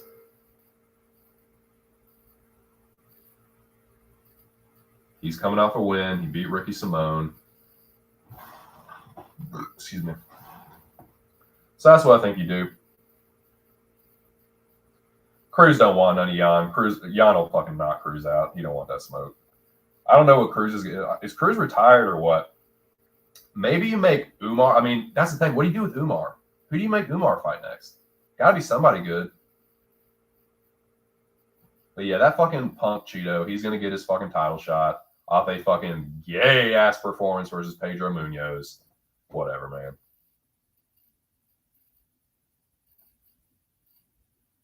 So yeah, man, it's like Simone, Umar, Pedro, Cruz, Song, Font, Cheeto, Jan, Corey, Henry, Marab, even Aljo, Sean. None of them have fights booked.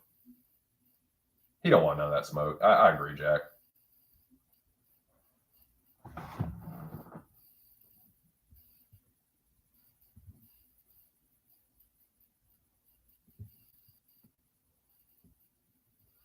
Yeah, no, I think that fight is hot fucking fire, dude. Yeah, but they're not going to. Like, he should. Marab should have to fight out. If we're doing meritocracy, they should make those two motherfuckers fight each other, but they're not going to. And if they did make them, it'd be so gay. Like that, it would be the weakest. They'd be doing a gay little sparring session, and they'd be smiling at each other every time they punch each other. It would be incredibly fucking whack. From easiest to toughest, I'm gonna say Cejudo, Cheeto, Marab, Sandhagen. Stylistic matchups for Sean. Yeah, I'd agree with that. Well, no. I would say Cheeto is easiest. Then I would say Marab, then Cejudo, or then Cejudo, then Sandhagen. I think Sandhagen's a tough fight for Sean on the feet, dude, because Corey's a big guy too. Like, and he's got good leg kicks. Cheeto, that was a problem for Sean in the first fight. So I'd really like to see that, dude. I don't think Sandhagen will be a tough fight because of his striking. I think it'll be a tough fight because of his crotch sniffing antics these days. That's another thing too. He can mix it up. Corey's a good striker though too. I know they're never going to do it, but I know that's really corny that they're not. Umar versus Song, I like that too. I don't know if Umar and Jan would want to fight each other. I wouldn't hate if they did Cheeto Yadong too. Cruz don't want that smoke. I wouldn't be surprised if Cruz retires pretty soon, honestly. I don't think Sandhagen will strike with Sugar, so I don't want to see the fight, dude. That would be so funny, wouldn't it? You anticipate this like lovely little striker's delight, and it's just Corey Nurmagomedov. I agree. Yeah, that's true. That's true. He could get beat up with a jab. Sean's jab is nasty, man. Sean's got good boxing. He has got good quality amateur boxing skills. He really does. He's had a pro fight, he said, but like, that's another thing too. He's talking about fighting Tank. Sean, just knock it off, dude. You don't know what the fuck you're talking about. You want payday. You want payday. Tank can put you in a fucking box, homie. You don't want that Tank Davis smoke. You really don't. Tank Davis has more boxing fights than you have fights, period, in your fucking life. Like 3 times over. You don't want to get in the ring with Tank. Get your ass beat. The level of boxer that Sean has faced in boxing compared to Tank is just you're barking up the wrong tree, Bo Dick. Tank Davis will fuck you off and not even break a sweat doing it. Laugh. Tank would laugh knocking Sean out.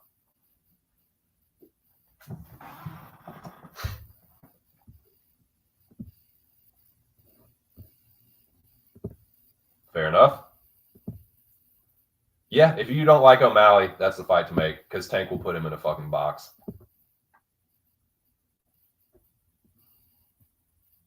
Stands no chance. Tank's too tough, man. He's too tough with the extra padding and the way that Tank sets his traps. He's used to fighting longer fighters. O'Malley is not used to going 36 minutes. Like Tank will knock him out.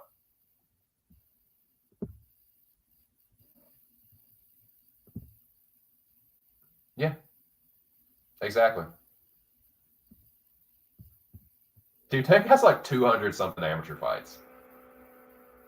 Like an extensive amateur pedigree, 20 plus pro fights at a high level. Like Tank's last 5 to 10 fights have all been at a championship level. It's like, oh, man. Sean, that's funny. That's cute. That's cute, Sean. You're a cutie for saying that. Please give Tank Sean O'Malley, so I can make a fucking point to the casual MMA fans that think that an MMA fighter will do something to a pro boxer in the boxing ring. Please. I mean, be MMA community. Please be a glutton for punishment and push for that fight. Please do it. It will give me so much fucking joy. Now, dude, that's pretty much all I have to say about 292, boys. Overall, I give it a B.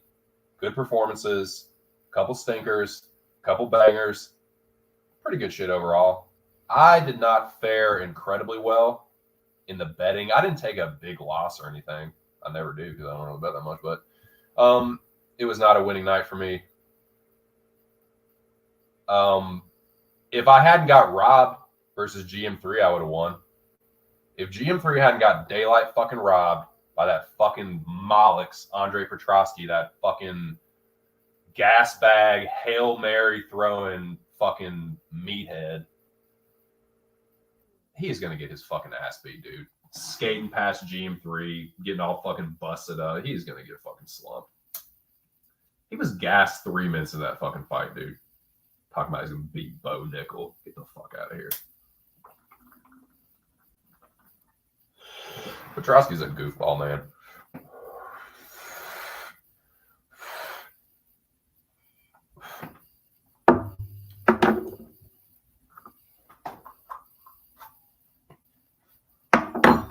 Now, had a slight loss. My 2003 total. We're still up, boys. Still up 5.5 units. I'll take it considering the year I've had. Going to continue to keep it light and just move forward steadily. Slowly and steadily stay ahead of the bookies. That's the goal. Slowly and steadily. I'm not moving into shaking anything, but I'm making sure that I take more from them than they've taken from me. And I've done that since I've started gambling. Since I've started, overall, I've taken a little more off the bookies than they've taken off me. It's not much. It's not really affecting them at all. Not really affecting their bottom line, but I'll take it. Just bad fucking Rob. Dude, it did, man. It did. It changed everything, dude. That is a good point, man. That truly was a watershed moment for 135.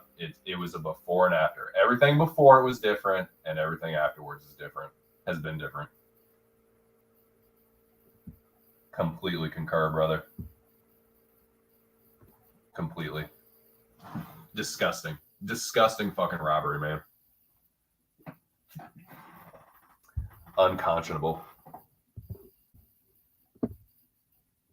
Now, picks. Light. You know, I'll take the win. Should have been more. Should have been 8-4. Over 450. Yeah, it's all right. Had worse. I'll take it. We're still at 62.5%. We're still up for the year. I will take that. Again, I lost less than $10. Dudes on Saturday lost like hundreds and thousands of dollars. So everything's relative, man. So I'll take a slight loss. I did not get reverse swept. So there's always a silver lining. Always a silver lining, man. I got COVID, couldn't see my pops. Silver lining, I can do the show with Aaron the Dog MMA on Wednesday now.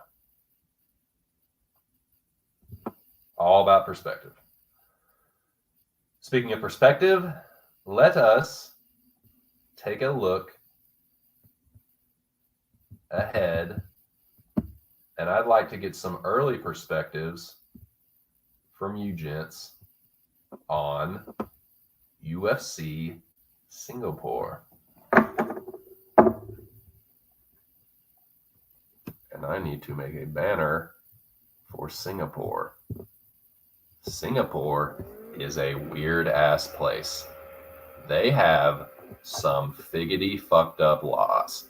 I would strongly advise every UFC fighter that smokes weed to fucking not do that.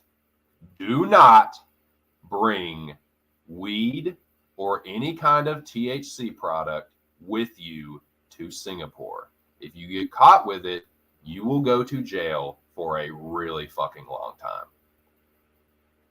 Singapore, you can put in the category with like the Philippines and a lot of these other fucked up Southeastern Asian countries. Singapore isn't even a country, it's a fucking city-state. It's like, it's so weird, man. But yeah, they have fucked up weed laws. You will go down for like years and years and years for smoking weed. It's crazy. In Philippines, you'll get executed in the street. And it'll be seen as like a good thing. Like they took out the trash. So yeah, don't fucking do it. UFC fighters, do not bring weed with you to Singapore. Please, I'm begging you. It might look like a modern city. They backwards, bruh. They're fucking archaic with their laws. But anyway, UFC Singapore preview.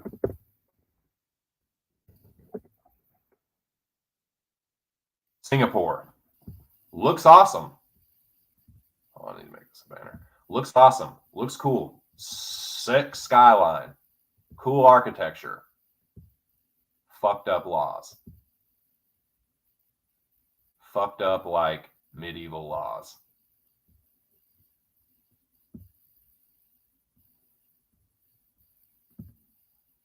If Limosh could have gotten that sub, I'd have had a huge night, but it was a good night regardless. Glad to hear that, man.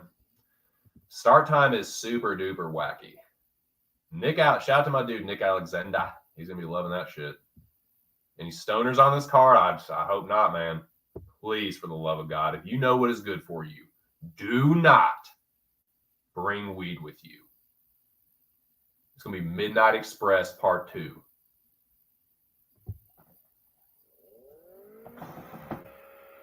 Hell in Singapore or some shit. I couldn't think of a clever fucking tagline, but y'all fill in the blank. Midnight Express Part 2. Nightmare in Singapore. That one rolls off the tongue a little better. JJ Aldridge, huge stoner. Great. Sucks for her. You might as well just start fucking getting your tolerance. Just start building your tolerance back up. Or bring it back down. Abstain for a little bit. Train and recover clean without smoking weed. And be prepared. And then afterwards, when you come back. So this is the thing you could do. This is what I would suggest. Fighters that smoke weed and that can't afford it, after Singapore, UFC Singapore, you book you a flight to Thailand. Shout out to Thailand, because Thailand is the only Southeastern Asian country that has decriminalized marijuana. Big up yourself, Thailand, for the progressiveness of the technology. Now, for real though, shout out to Thailand. So yeah, if you don't want to have to go all the way back to the fucking United States and you still want to absorb a little bit of that Southeastern Asian, oceanic-esque life, just pop over to Thailand. It'll be a way shorter flight and you can fucking toke up and train at whatever, Bang Muay Thai, get you some training in. You know what I'm saying? Just do that shit. But yeah, I haven't even looked at this card really. I mean, I know what the main event is, but I really could not tell you another fight that's on it because I haven't looked at the shit. because I've been stricken with a horrible fucking guy, just a novel virus boy that's ripped through my body and mind like a fucking horrific thing. Just ravaged me, boys. Don't know how I'm carrying on, honestly. Just pure heart and will and a desire to fucking bring entertainment to the people, the few people that'll fucking tolerate me. Shout out to you, boys.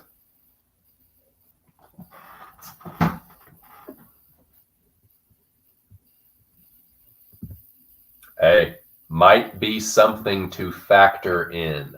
IJSN. Oh, you know Leroy is ahead, dude. You know he smokes dank nuggets. I like to get stoned with Leroy, dude. I'd like to get stoned and do some traditional martial art training with Bruce Leroy. I'd love to do some light sparring with Leroy. It'd be fun, man.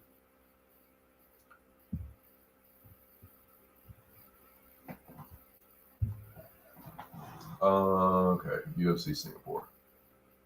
Okay, Jackie boy. What are we even talking about, Jack? Jack, give me all the winning bets, please. You're really good at gambling, and your record shows it, so help your old bud out. I'm a dying man, Jack. Give me something. I was playing.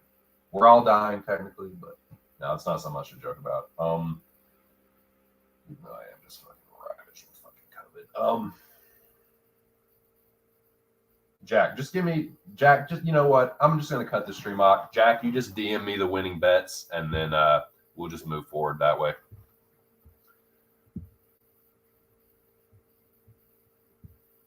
The Wayne Gaethje. Apparently, Singapore has a very bougie airport. They have a very bougie. It's a city that's a country, basically. Singapore is like a big ass city and metropolitan area, and then like the surrounding rural area, and that's it. Like even if you're like at the outskirts, you're still technically in the city of Singapore. So it's like it's a weird city state. It's very authoritarian and gay. Wouldn't mind going to try that. Dude, I'm saying, Jackie boy, like Thailand is so sick looking.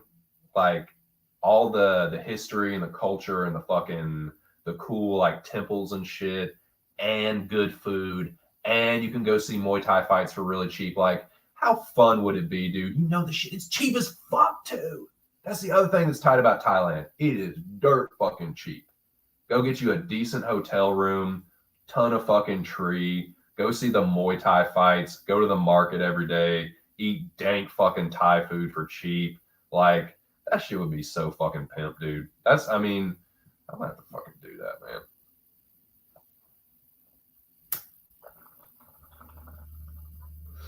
Get all toked up and go to some sick botanical gardens. That should be pimp.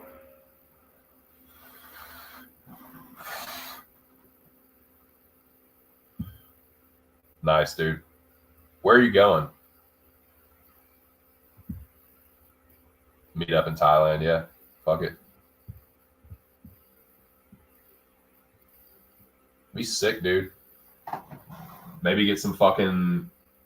I'm sure you can pay to like train. Like I don't know if you can though. Yeah, you probably would be able to bang Muay Thai. Get a little training in. I think it's by like invitation only. But yeah, man, that'd be sick. I wouldn't want to go to like. It would have to be like a pretty, westernized area. Like it'd probably be Bangkok or something. But yeah, man, I still think it'd be fun. I think it'd be pretty fun, and it'd be relative. Like it'd be cheaper than taking some other long distance flights, and like especially once you get there, like the flight is probably, I would think, similar to what it would be to fly to Europe, and it's going to be way less expensive. Like the euro is worth more than the dollar. The exchange rate you're going to get in Thailand is like way more fucking beneficial.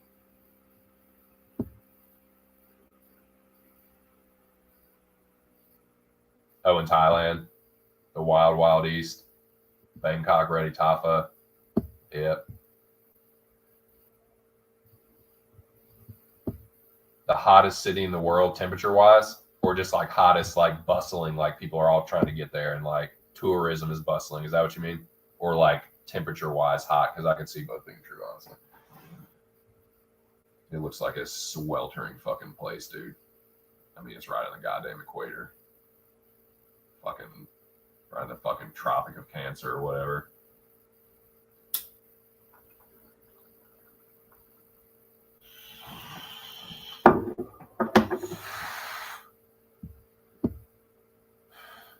Temperature. Yeah, I believe that for sure, man. Fucking sweltering, dude. Greedy. I'm gonna say, Alex said, "Who hot?" She ain't talking about me, Buster. You ain't talking about the old Texas heat, dude. Lord have mercy. Ain't quite that bad here. I mean, it's muggy. You know, it's close to the coast. Definitely get some humidity and some warm temperatures. But, dude, I mean, ain't no fucking. You get down southern United States, Texas, deep south, Mexico, and you wear along that fucking latitude, you're going to be sweating your dick off.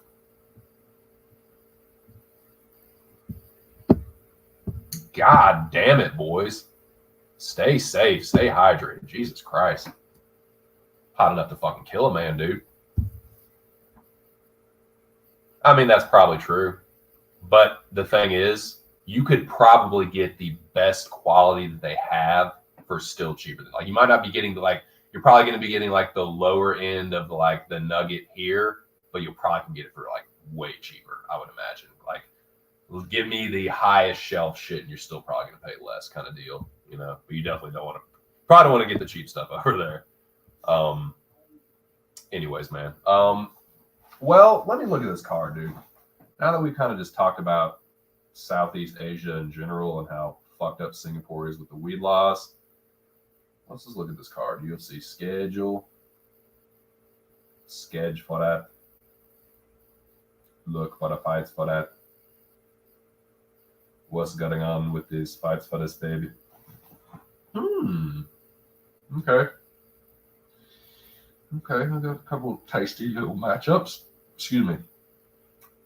The best fight on the prelims is clearly Chidi versus Olasechuk. I think shout out to Stubborn Mick. Shout out to the Dome. I don't think I've said that today, but kind of goes without saying. The Dome is the greatest group chat in the world. The Dome is, you know, my audience pretty much. So shout out to you boys. Appreciate you being here. Yeah, I think Stubborn Mick said this in the Dome, that this is a Bobo fight, but it's the kind of Bobo fight that I like. Chidi versus Mikhail. Why you gonna scratch some gravel? For sure. That's a tight fight. For the prelims, Blanchfield and Talia Santos is a biggity banger for sure. Tafa and Porter, that's a fucking trailer park gravel scratcher, dude. That's a Bobo fight. Giga and Caceres, that's not bad, I guess. Smith and Span, and then the main event's pretty good. Overall, it's a weird card. Thanks, sweetie. Take this. Thank you. Take this as well. I need to eat something too in a little bit. I love you. You okay? Yeah, Lady TC is not well today, but she is up from her nap, which is good. It's like $10 grams. Yeah, it's not. That's about market. Nice, dude. That's what's up, man. Yeah, I'm always looking for a deal.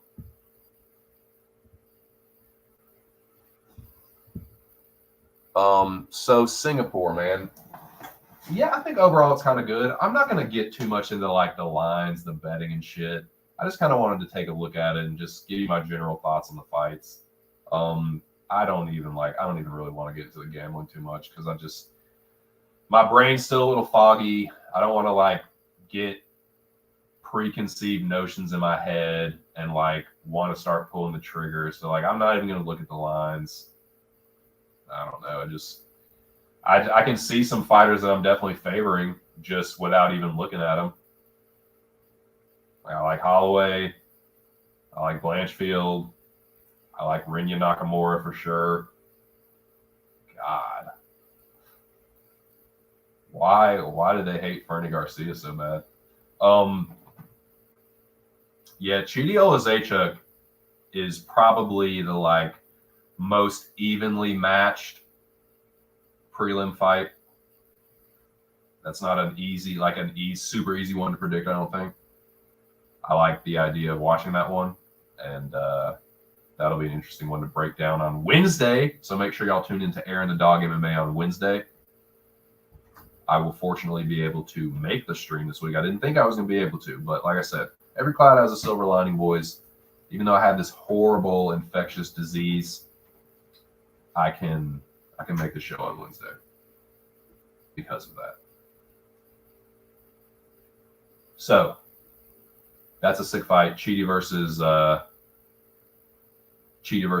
Olazechuk. They're both powerful strikers, good kickboxers. They both have.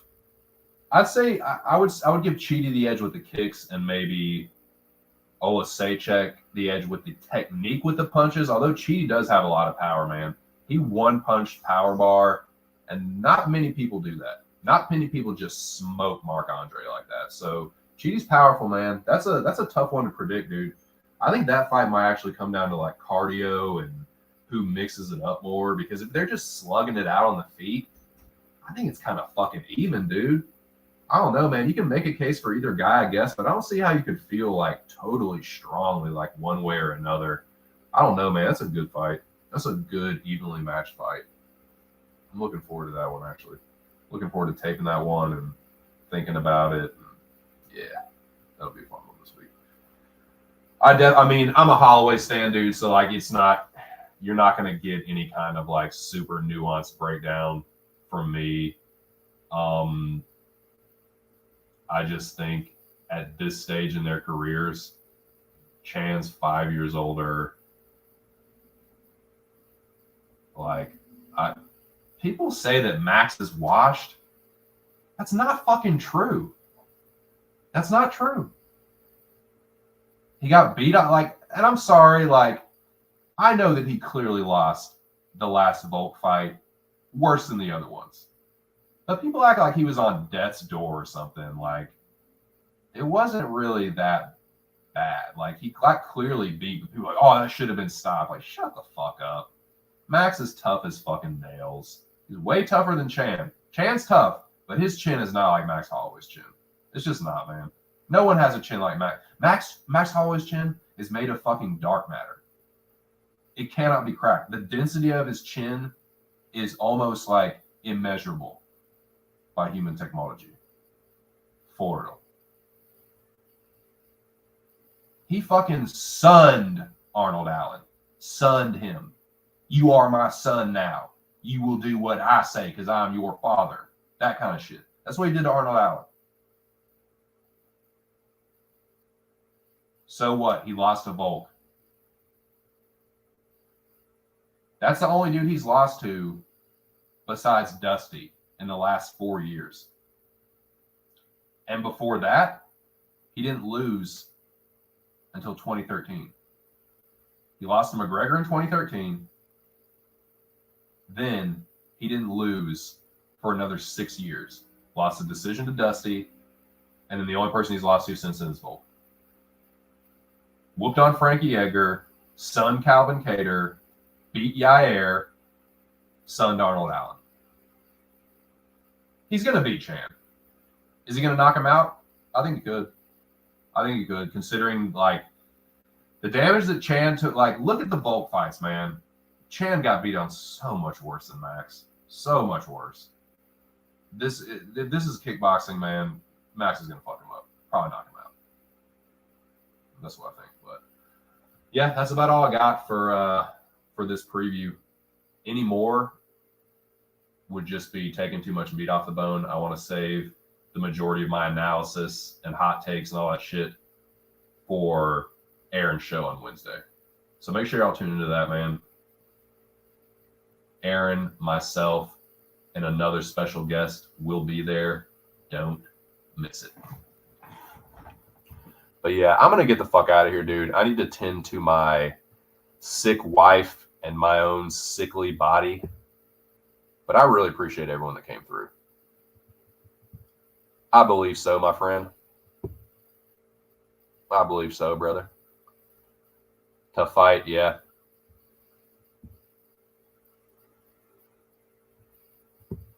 Well, there you go. There you are. Bada bing, bada boom. Spoiler alert.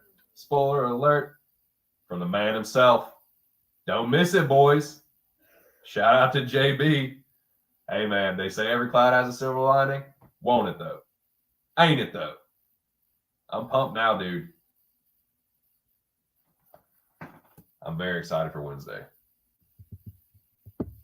Great in the morning. That's a holy shot, baby. Holy shot. Don't miss the show, boys. Don't do it. You're going to be crying. There'll be a tear in your beer. But yeah, that's it, man. I got to go rest up. I got to stick some more fucking Pedialyte in my body and take this fucking Sudafed and probably eat some chicken noodle soup and smoke some more tree. And I was listening to, now that this is pretty much concluded, I'll just closing thoughts. When I get sick, as a lot of people do, you like to do things as you're healing, as you're starting to get better. You like to do things and watch things that are comforting, eat things that are comforting, nurse yourself back to health, whatever. I noticed that when I get like that,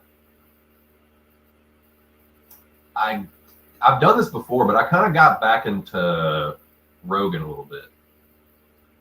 And I particularly enjoy his episodes, especially recently, with like environmentalists or conservationists or dudes that spend a lot of time with wildlife and stuff like that. Like Forrest Galante and now Paul Rosalie have absolutely been my two favorite guests in recent years. Of course, I mean, Gilly the Goat and McCuskey's, I mean, that goes without saying, bro. We're not talking about the goat and the shaman. I mean, let's keep it a buck. I'm just talking about besides that. Clearly, besides that. It goes without saying. Rosalie and Galante have been my favorite. I'm finishing up the Paul Rosalie podcast. To me, that's just Rogan's. That's his element. Talking about things at length, bro. Talking about things at length while getting stoned. Dishing on different subjects, interviewing. I think that's Joe Rogan's greatest strength. That and exclaiming during fights. Joe Rogan's, oh! Like, he doesn't, no one screams, oh, better than Joe Rogan. Or exclaims, like, oh! Like, you can hear, like, when Justin head kicked Dustin, when O'Malley knocked out Aljo, you can hear Joe's scream rise above the rest of them. So those are Joe's biggest strengths to me. Screaming when something crazy happens in a fight, and his podcasting, his interviews, and just talking about that shit, talking about fights. That's where I can tolerate Rogan. And dude, the Paul Rosalie episode is fucking, that is my shit. So that's what I've been doing to recover. And I think that's what I'm going to do when I get off of this. That was my whole point. I'm going to finish up that Paul Rosalie episode.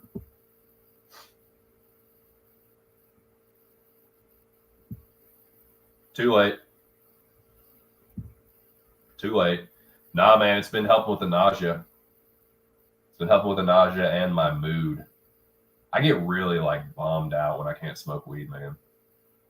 Yeah, I know. Psychologically. Yeah. Doctor's orders. He says I gotta take it. He says I'll be dead before dark if I don't. Brought to you by the mom. Oh! Oh! Like you hear like when Sean hit Aljo, you can hear Doja go, oh! Like nobody does it better than him, man. Like Joe Rogan is all of us when something crazy happens in a fight. I think his commentary is biased and kind of sucks, and his stand-up comedy isn't funny, and I hate when he announces the ceremonial weigh-ins, but like him screaming and his podcast are where Joe Rogan really shines to me. So that's what I'm gonna do. The Paul Rosalie episode is up next for me. I hope you guys have a great rest of your week. I want you all to tune in Wednesday to Aaron the Dog MMA. Best of luck with all your capping and predicting and all that stuff. I'm going to be getting into that later this evening and tomorrow and trying to heal my body and mind from this wretched, godforsaken, novel, infectious, viral fucking shit. It's horrible, man. Y'all do not want to get this fucking version of COVID. So, see ya. Let me get this song on, man. Shit was real, boys. Hope to catch y'all Wednesday. If not, I'll be seriously disappointed. Need to get Aaron the Dog MMA to 1,000. Get that boy a grip subscribers.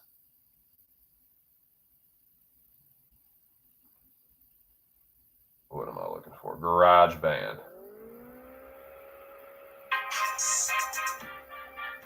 That's it for me, boys. I gotta go get back on the mend. But man, y'all have a great rest of your day. That was my 292 recap, my little Singapore preview. I will be digging further into it next couple days. So yeah, man, have a good week. Have a good weekend. Hope to see y'all Wednesday, dude. So yeah, once again, big shout out to my dude Aaron the Dog MMA. Great episode last Wednesday. Aaron killed it this past weekend, and we are going to kill it again this week. So tune in Wednesday. Aaron, your boy, JB, the Jewish Better. Don't miss that shit, dude. Shout out to the boys at Pub Sports Radio.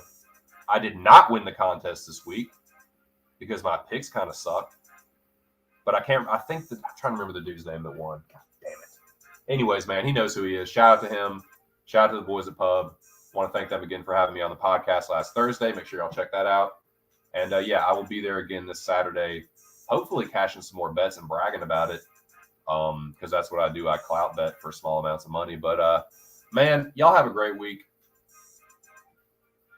Stay safe, stay healthy, take care of yourselves and each other and all that shit, whatever people say. Yeah, that's about all I got, boys. Thanks again. Hope to see you Wednesday. This is just my 2 cents, and I'll catch you on the next one. Peace!